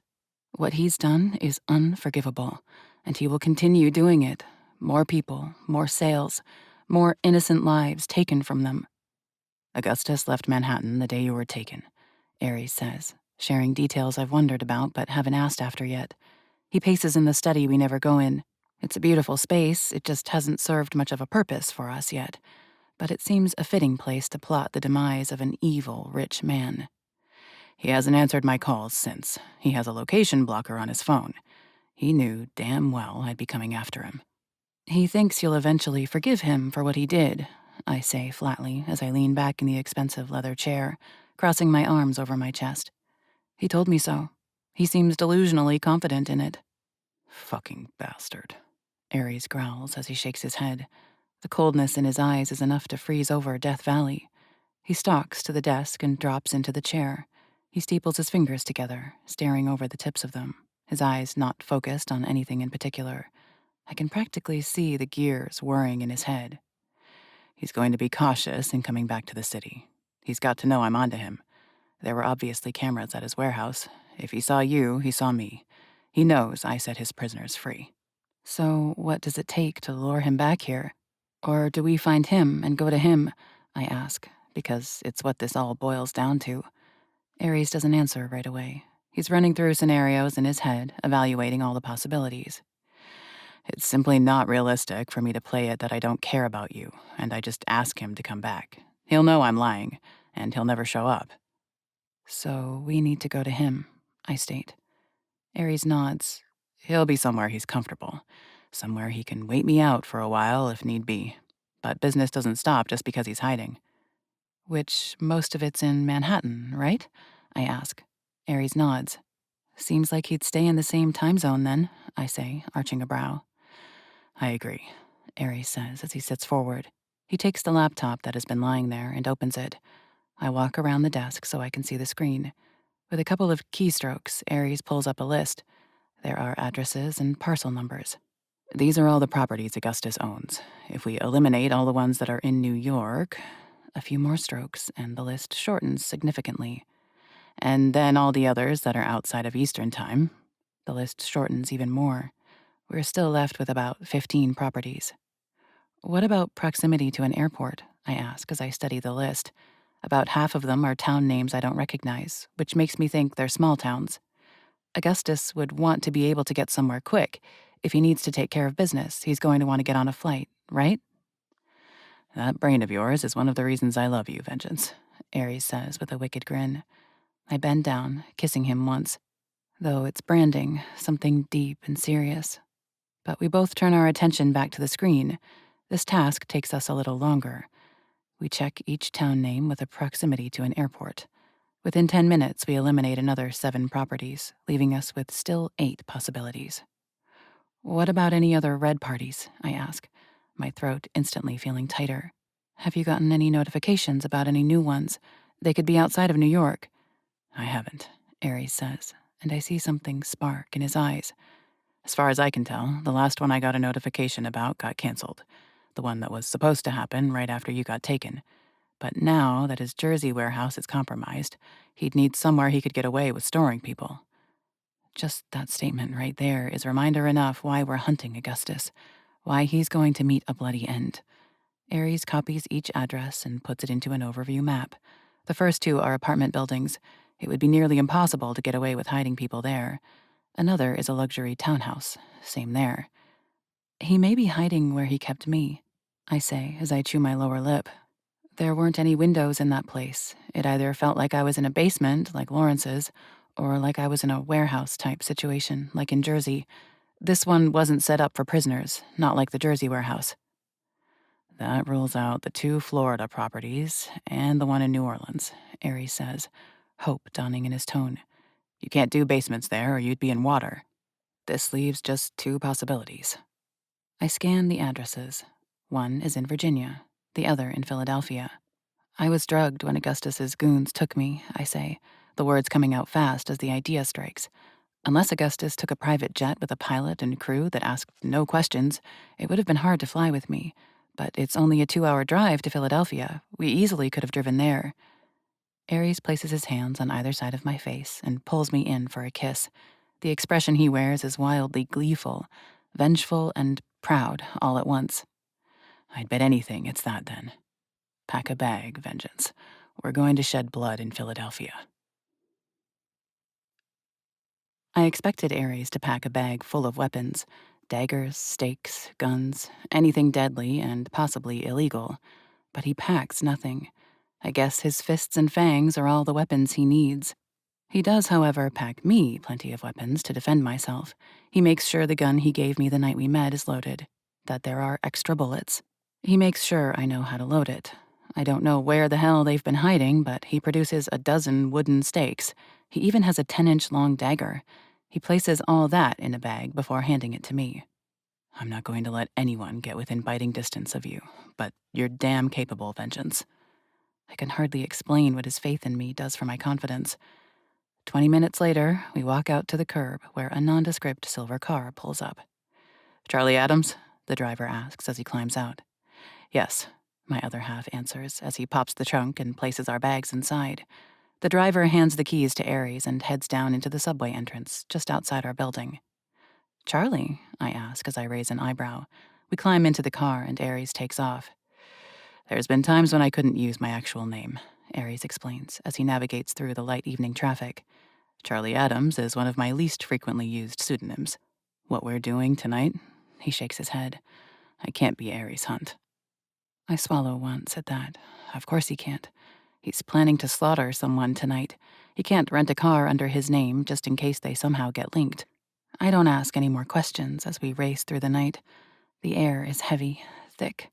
I try to play it out in my head, how this is all going to go, but I've never been part of something like this, so how could I ever picture it? The moon hangs low, casting an icy glow over the darkened woods as we pull down the secluded road leading to the address. We're just a little outside the city. It's almost suburban out here, except the properties have grown larger, the homes more spread out. When the GPS says we're a quarter mile from our destination, Ares pulls over into a utility access area. There isn't another soul around. Ares cuts the engine, then sudden silence as suffocating as the tension that's been building between us for the last 2 hours. His hands grip the steering wheel so tightly that I think it might snap. You okay? I question, wary about his reserved actions. His head turns sharply, his dark eyes piercing mine. I shouldn't have brought you along for this. What the hell was I thinking? I lift my chin, matching his intensity. Augustus took me, took my best friend. Trust me, I want to watch him suffer the consequences. I'm not leaving you. Not for this. Not ever. Ares' gaze softens for a fraction of a second, before hardening again.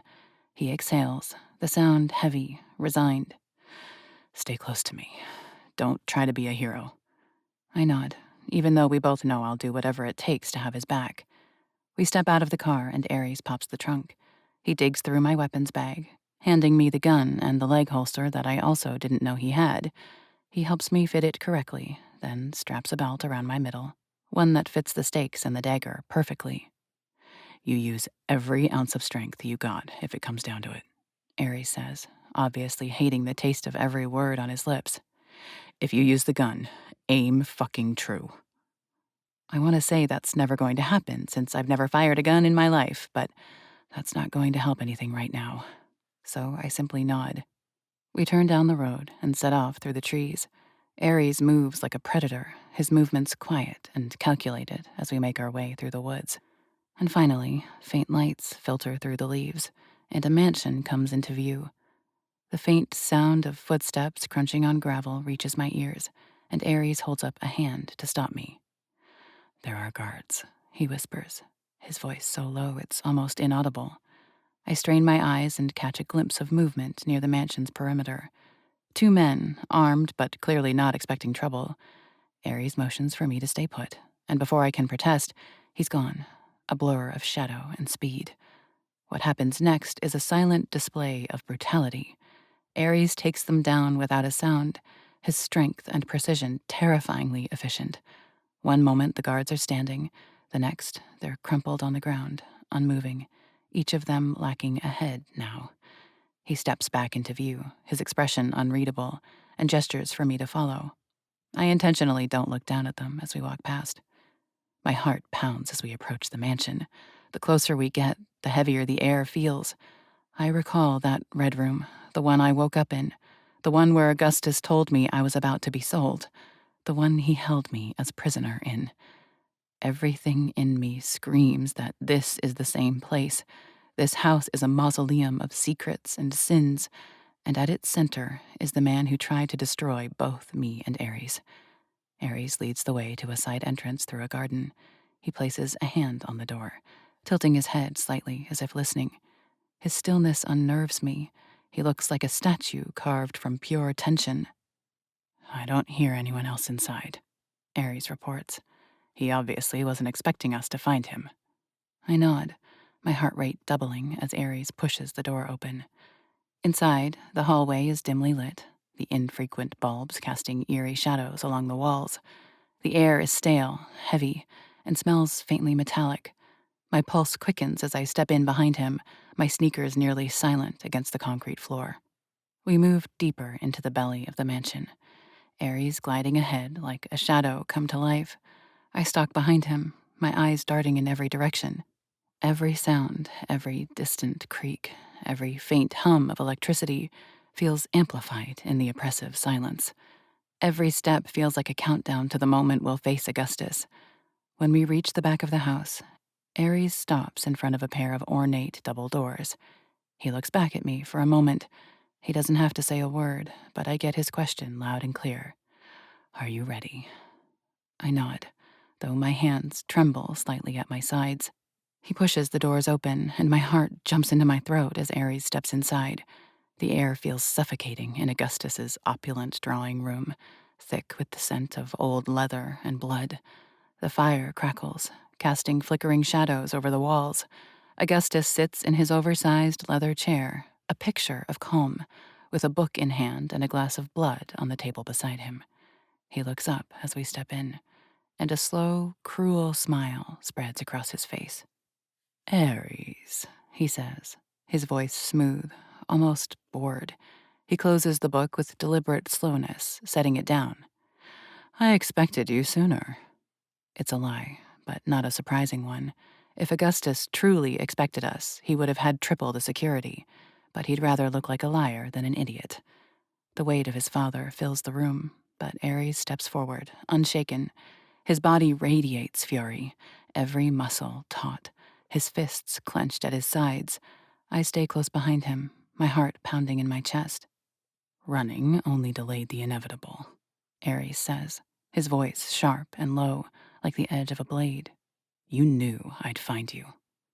Augustus smirks, his gaze flicking to me. His amusement deepens, cold and condescending. You still surprise me on occasion. I didn't think you'd ever find her. I had hoped to free you from one so narrow-minded. I see the attachment remains. I bristle, clenching my fists as Augustus rises from his chair. He's tall, imposing, his every movement deliberate and commanding. Ares takes a step closer, his voice a deadly growl. Say another word about her, and I'll end this before you can finish. Augustus moves before I can blink, a blur of speed as he lunges. Ares meets him halfway, and the impact is thunderous, shaking the walls. The two of them collide in a vicious clash of strength and rage, faster and more violent than I can track. They're a blur of fangs and fists, slamming into furniture and shattering glass. Augustus fights with ruthless precision, but Ares is fueled by something deeper, something wild and unrelenting. Every blow lands with a sound that makes me flinch. I stand frozen for a moment, my mind racing. The fight is brutal, but then Augustus's eyes flick to me, and I see his intention a split second too late. He lunges at me. His hand wraps around my throat, lifting me off the ground as easily as if I weighed nothing. He flings me around, placing me between him and Ares. This is why falling in love is foolish, son, he snarls, his fangs bared. A primordial snarl from Ares fills the air. I don't panic. Instead, my vision turns red. Just as I feel sharp fangs prick my neck, I reach for the belt on my waist, and I yank out one of the stakes. With everything I have in me, I swing it back, burying the wood deep into Augustus's lower gut. He roars in pain, releasing me. I collapse to the floor, gasping for air, my hand flying to my neck to stem the blood. Ares is on Augustus in an instant, slamming him into the floor with enough force to crack the wood beneath them. Desperately trying to suck in oxygen, I turn on the floor, my eyes frantically searching the fight. But Augustus isn't done. He twists, landing a brutal blow to Ares' ribs that sends him reeling. As Ares goes crashing across the room, Augustus grabs a splinter from a table they smashed. He flings it at his son, even as I scream his name in warning. The wooden shard catches Ares in the arm, but grazes off. But Augustus doesn't stop for 1 second. With a savage roar, he collides with Ares, landing atop him, his hand wrapped around his son's throat, pressing down with the weight of decades of cruelty. You're nothing, Augustus hisses, his voice venomous. All these years, I thought I could beat your mother's ridiculous valor out of you. Guess it's time to focus on another heir. I draw the gun from its holster. I pull the hammer back. I level it with Augustus's chest. And I fire. Blood sprays through the air, my bullet catching Augustus in his collarbone. It's the opening Ares needs. He swings a leg up, hooking it around Augustus's neck. With a grunt, Ares flips his father off him, his head hitting the floor with a deafening crack. Ares pins Augustus to the floor with his knee on his chest. Augustus snarls, his voice strained. Killing me won't make you any better than I am. Ares leans in close, his voice low but deadly. Your evil ends here, though. And the difference between us is I kill to protect what I love. His fingers close around the shard of wood that grazed his own shoulder. With a savage burst of strength, Ares drives the wood into his father's chest. Augustus's eyes fly wide, brilliant red as he stares up into his son's face. There, I see shock. He never saw this outcome. This is a man who has gotten away with anything he's wanted for decades. He's powerful, he's rich, he was immortal. But even vampires can be killed. Ares shoves that wooden shard deeper into his father's chest. Augustus lets out one sad, underwhelming breath, and I can't breathe as the light in his eyes dies. Blood pours onto the ground, staining Ares' hand. The color leaches from Augustus's body until he's completely gray. He lies there on the ground, still, silent, dead. Silence falls. The only sound is my ragged breathing. Father, trafficker, billionaire, asshole, dead. Ares staggers back, collapsing into a nearby chair. Blood streaks his face, coats his hand. His chest heaves. The haunted look in his eyes propels me. I crawl to him on my hands and knees. Ares. I breathe his name as I pull myself up with his chair, my hands trembling as I reach for his face, wiping away the blood. It's over, I whisper, my voice barely audible. His dark eyes meet mine, and for the first time I see the weight he's carried for so long lift, if only a little. It's over, he echoes. There's a body lying on the ground. There's blood everywhere. It looks like a small bomb went off in this study. But despite all of it, I feel free. The world is down one evil man. Ares seems to shake out of his stupor. He blinks 3 times and turns to face me, and panic suddenly lights in his eyes. Are you okay? He asks, gently reaching for me.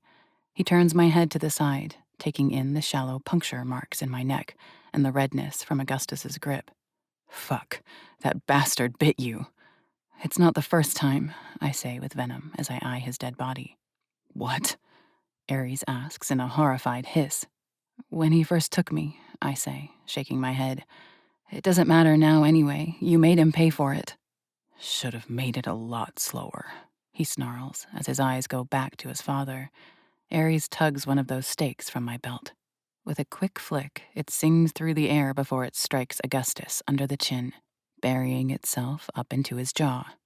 I place a hand on Ares' cheek, bringing his gaze back to mine. I'm okay, though. I'm sure I'll be bruised in a few hours, but no permanent damage. Did you realize you're bleeding? He curses as he follows my gaze, looking down at his shoulder. He tugs at his sleeve, revealing the scratch there, though it was significantly deeper just a few moments ago. It'll be healed in a few minutes. Fuck, vengeance. His eyes are a little wild when he looks at me. I can't believe that you were here. Great shot, by the way. And it's all so insane. It's all been so chaotic, so dangerous that a little huff of a laugh escapes my lips. Ares takes my hand and raises it to his lips, pressing a kiss to my palm. Thank you, Vengeance. For what? I ask, my brows furrowing. For everything, he says, as he laces his fingers into my hair, staring into my eyes. For persisting, even when things got dark. I lean forward, pressing my lips to his. Despite the carnage around us, the destruction, I feel calm. Here in this man's arms, I feel calm, as if everything is right in the world. How about we clean this up and get the hell out of here? I suggest. Ares nods, kissing me one more time, and then he pushes up to his feet, pulls me to my own, and surveys the scene for a moment. We need to make sure no one else is trapped here, and then we're going to burn this place down, just like Lawrence's house. For a moment, the bottom of my stomach drops out. I'm back in that red room, with Augustus's fangs in my neck while I numbed out. No, I blink. I stand straighter. No, I am not a victim. I am not weak. I am not traumatized. Once upon a time, the murders of my mother and sister defined me. It ruined my life for years. No more. Augustus is dead. Justice has been served. Let's look around, I say, stepping forward toward the door. There are 4 bedrooms, 4 bathrooms. There's a high-end kitchen, an immaculate dining room.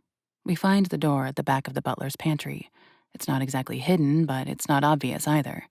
My palms feel a little slick with cold when Aries steps forward and pushes it open. He steps inside, and slowly, hesitantly, I follow him. I expected stairs. I thought I must have been underground for the lack of windows, but we enter a very short hallway before there is a heavy door with an elaborate lock.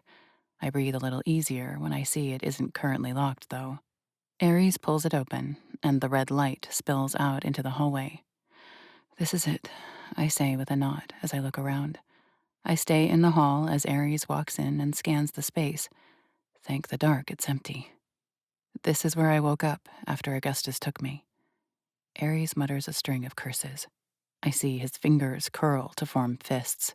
The darkness in his gaze is all-consuming.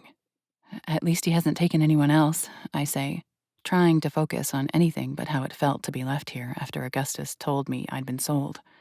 And he'll never take anyone again. I turn back toward the pantry and set off down the hall. As I think of the layout, I realize there was, in fact, a dead area of space between the garage and the back end of the house.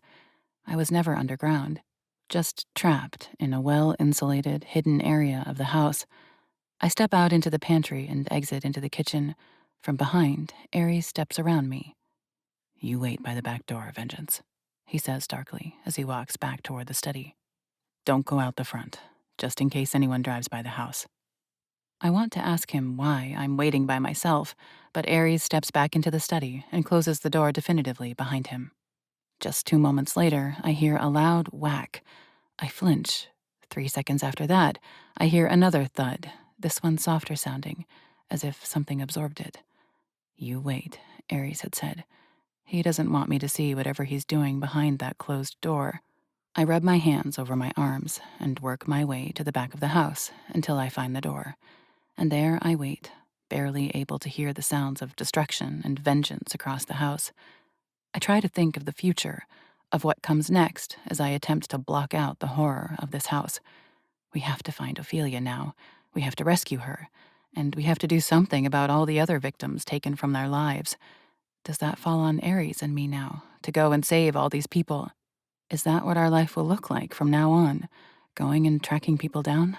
There will be endless fighting and death and tears and trauma, if so. Are we ready to take that on? I'm not sure how much later it is when I hear the sound of the door open and Aries steps outside. He's gone for 30 or so seconds, and then I hear the sound of something being dragged across the floor. He walks out again, and once more, I hear something being dragged through the house. Next, I hear Aries head into the garage. He returns just a few seconds later, and then there is the sound of something liquid being poured out on the floor. Within seconds, the smell of gasoline reaches my nose. Just a few moments later, Aries backs into the kitchen as he pours out the rest of the liquid from a red can. Let's go, Vengeance, he says, his voice low and rough. I open that back door and walk down the stairs. Aries pulls some matches from his pocket, and once he's sure I'm a good 10 paces from the house, he lights one and tosses it inside. The flames instantly alight, ripping back throughout the house. Aries takes my hand, and nearly at a run, we set out through the woods once more. I glance over my shoulder as I hear a rushing sound, as if the flames have caught. Through the windows, I see fire dancing. Evil men meet their final end in fire. Aries is their angel of death, the last thing they see, but fire sees their bodies out of this world. By the time we make it back to the car, black smoke is ascending into the sky, visible even in the darkness of the night.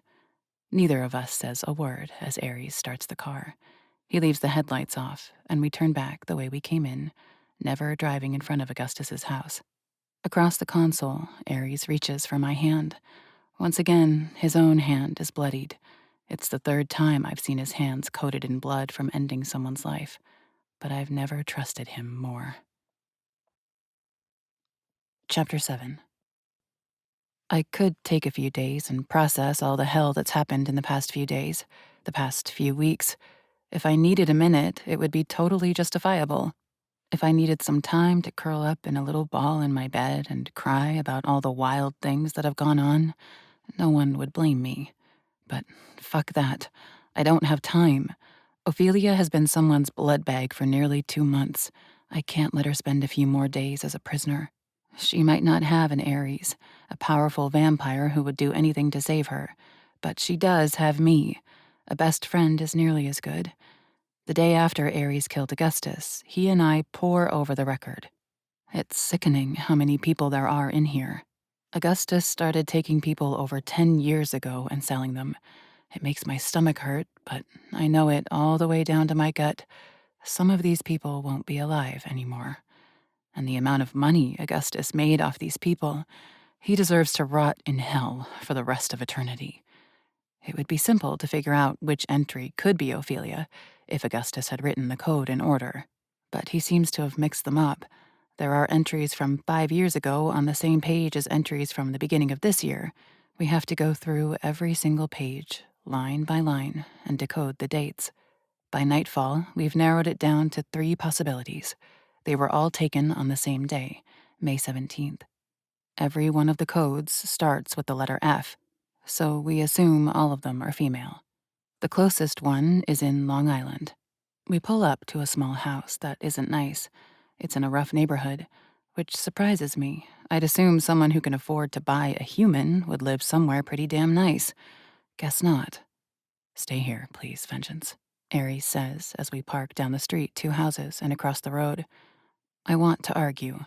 Ophelia is going to be terrified by any stranger coming to her rescue.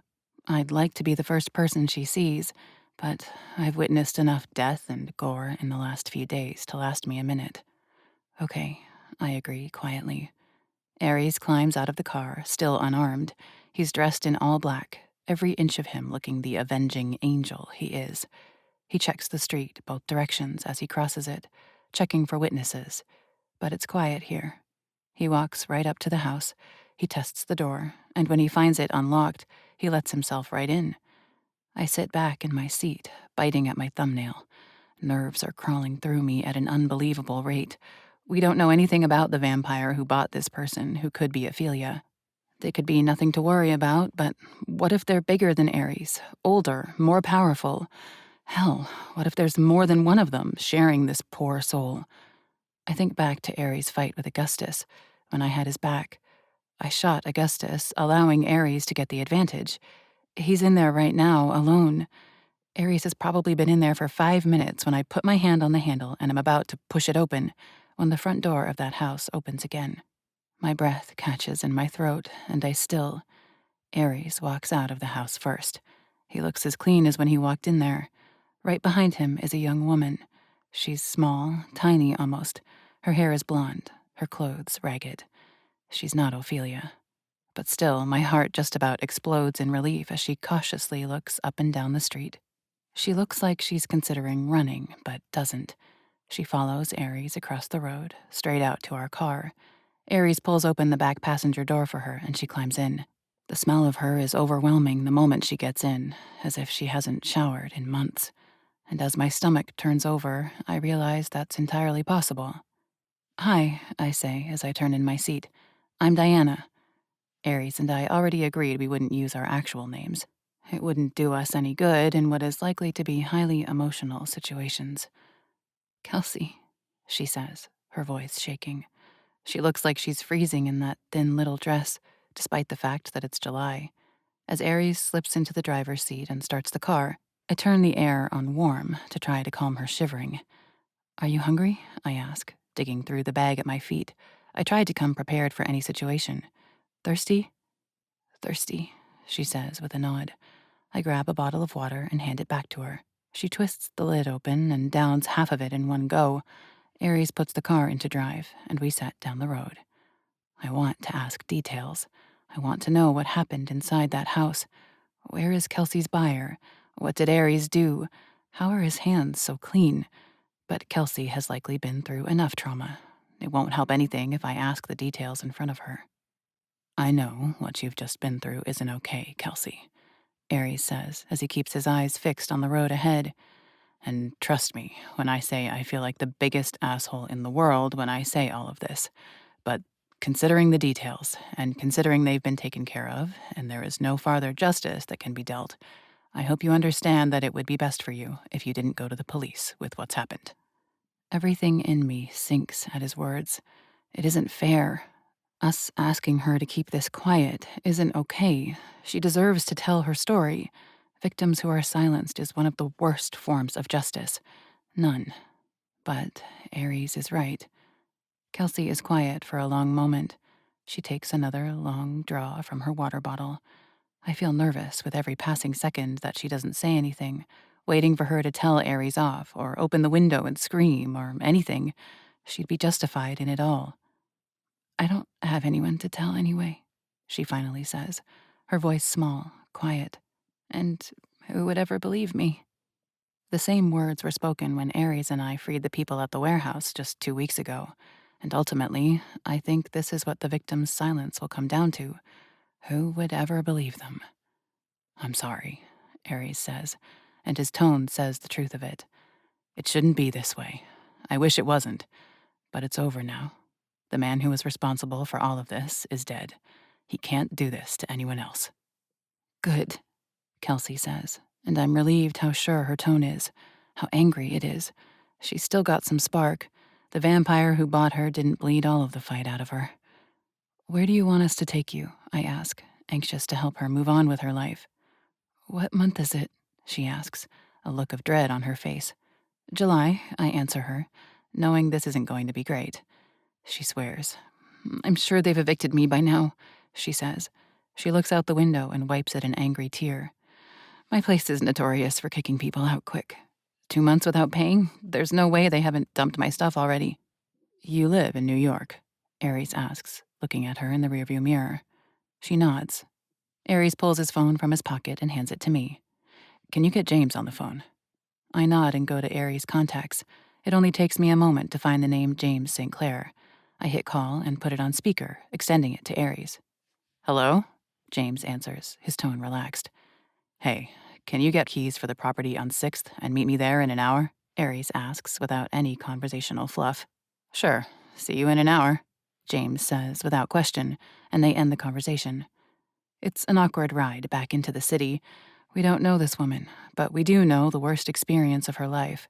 What are you supposed to say in a situation like this, where the woman was kept prisoner and fed on for 2 months? I'm relieved when we drive through the heart of the city. It's 1 a.m. when Aries pulls over at the curb. There on the sidewalk is James. Thanks for bringing these down, Aries says as he walks up, taking the keys James offers. Everything good? James asks. He's eyeing Kelsey as she climbs out of the back seat, looking underfed, overly tired, and unwashed. Some shit to get sorted, Aries says vaguely.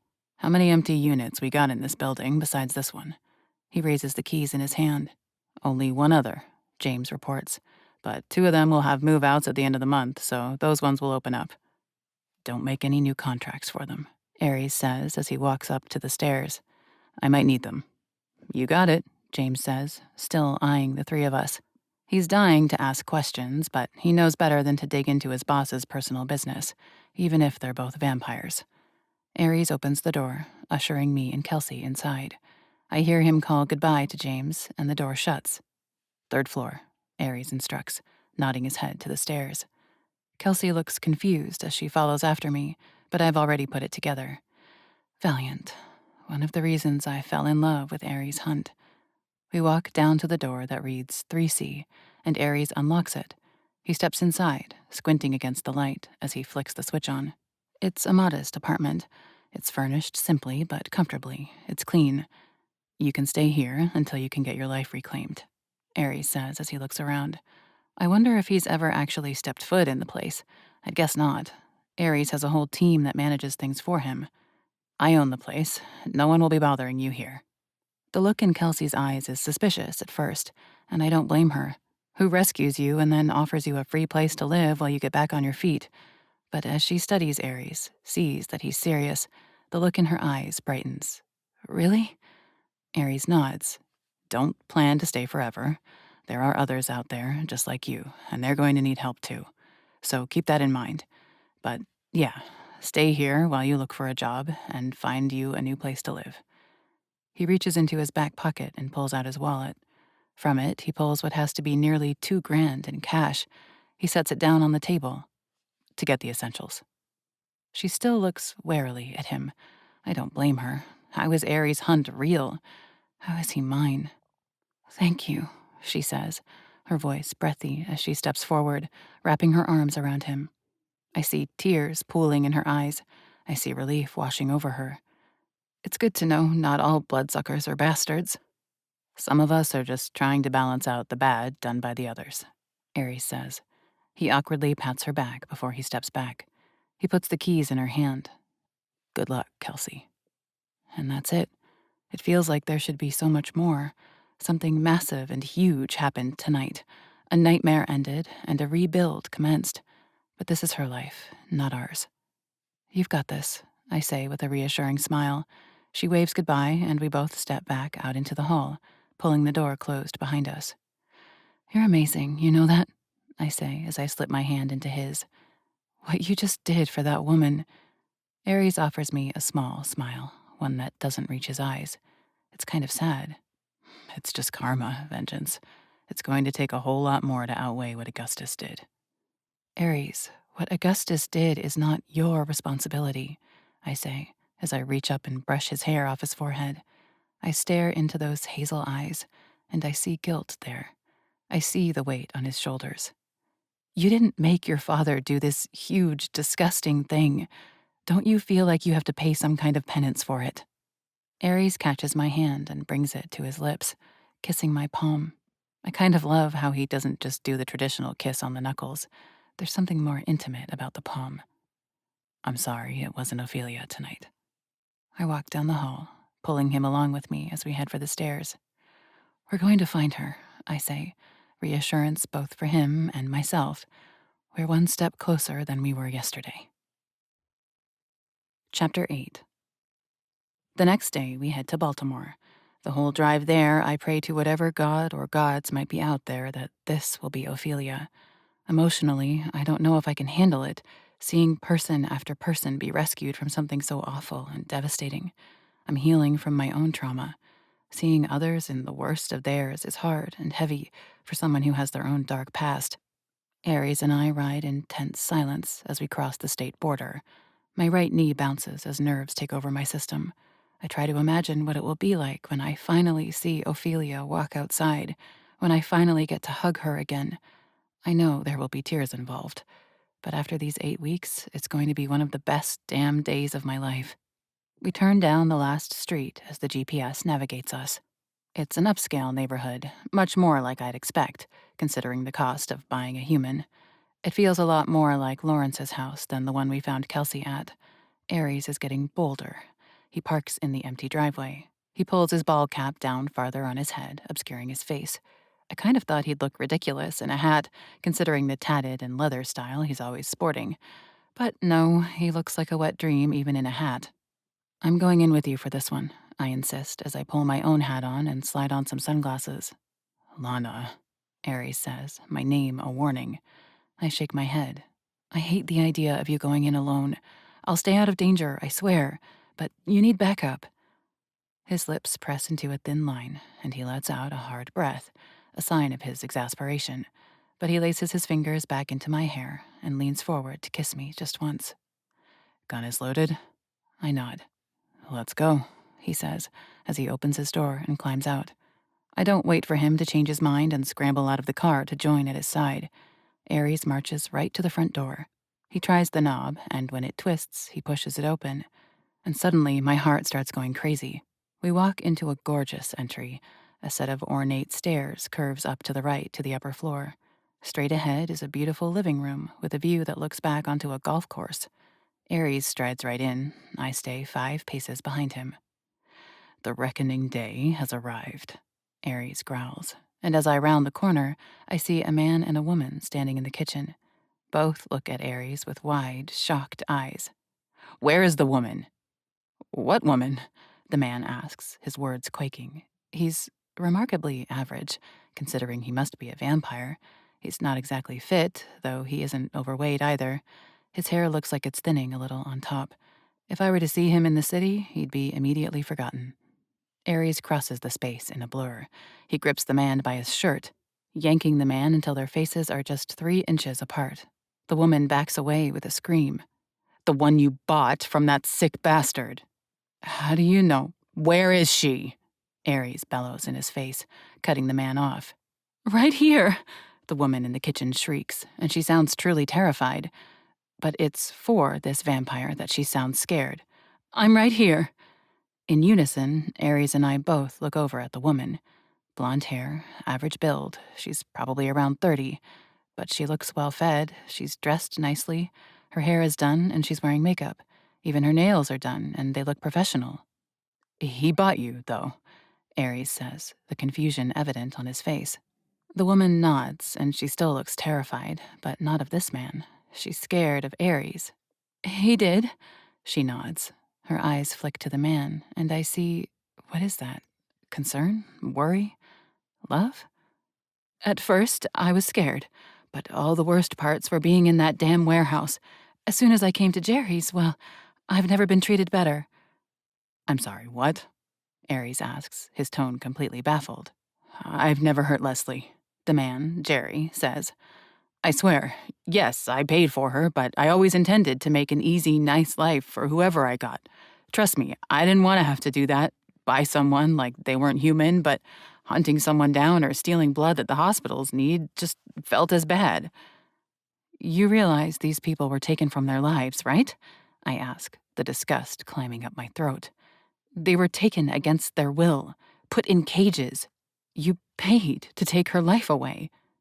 Leslie shakes her head. "I'd been going to red parties for months before I woke up in the warehouse," she says, rushing her words as if she can't explain herself fast enough. "The first time I experienced the bite, it was the first time I forgot about the shit that was my life. So I kept going back. Red parties were the highlight of my month." "You were trying to get taken?" Ares asks in disgust. Leslie shakes her head. "No, honestly, I didn't realize that was what the parties were really for. Though I guess I shouldn't be surprised. Most people who go to those parties have pretty bad lives. There's a reason they're chasing the bite. I wanted an escape, even for just a few minutes. But I didn't mean to get taken. Waking up in that cell was the most terrifying day of my life, trust me. But then I woke up here, with Jerry." She looks over at him, and damn, I can't deny it. That's love in her eyes. Ares looks back at Jerry, really looks at him. Down, up again. He stares at Jerry with intensity. It's kind of hard to believe Jerry is a vampire. He's just so average. I can't really imagine a man less intimidating looking. I see the conflict in his eyes. Ares came here to serve justice. The man did purchase a person. Ares' mission is to bring justice to someone who would do such a heinous thing. But it's kind of hard to call this heinous.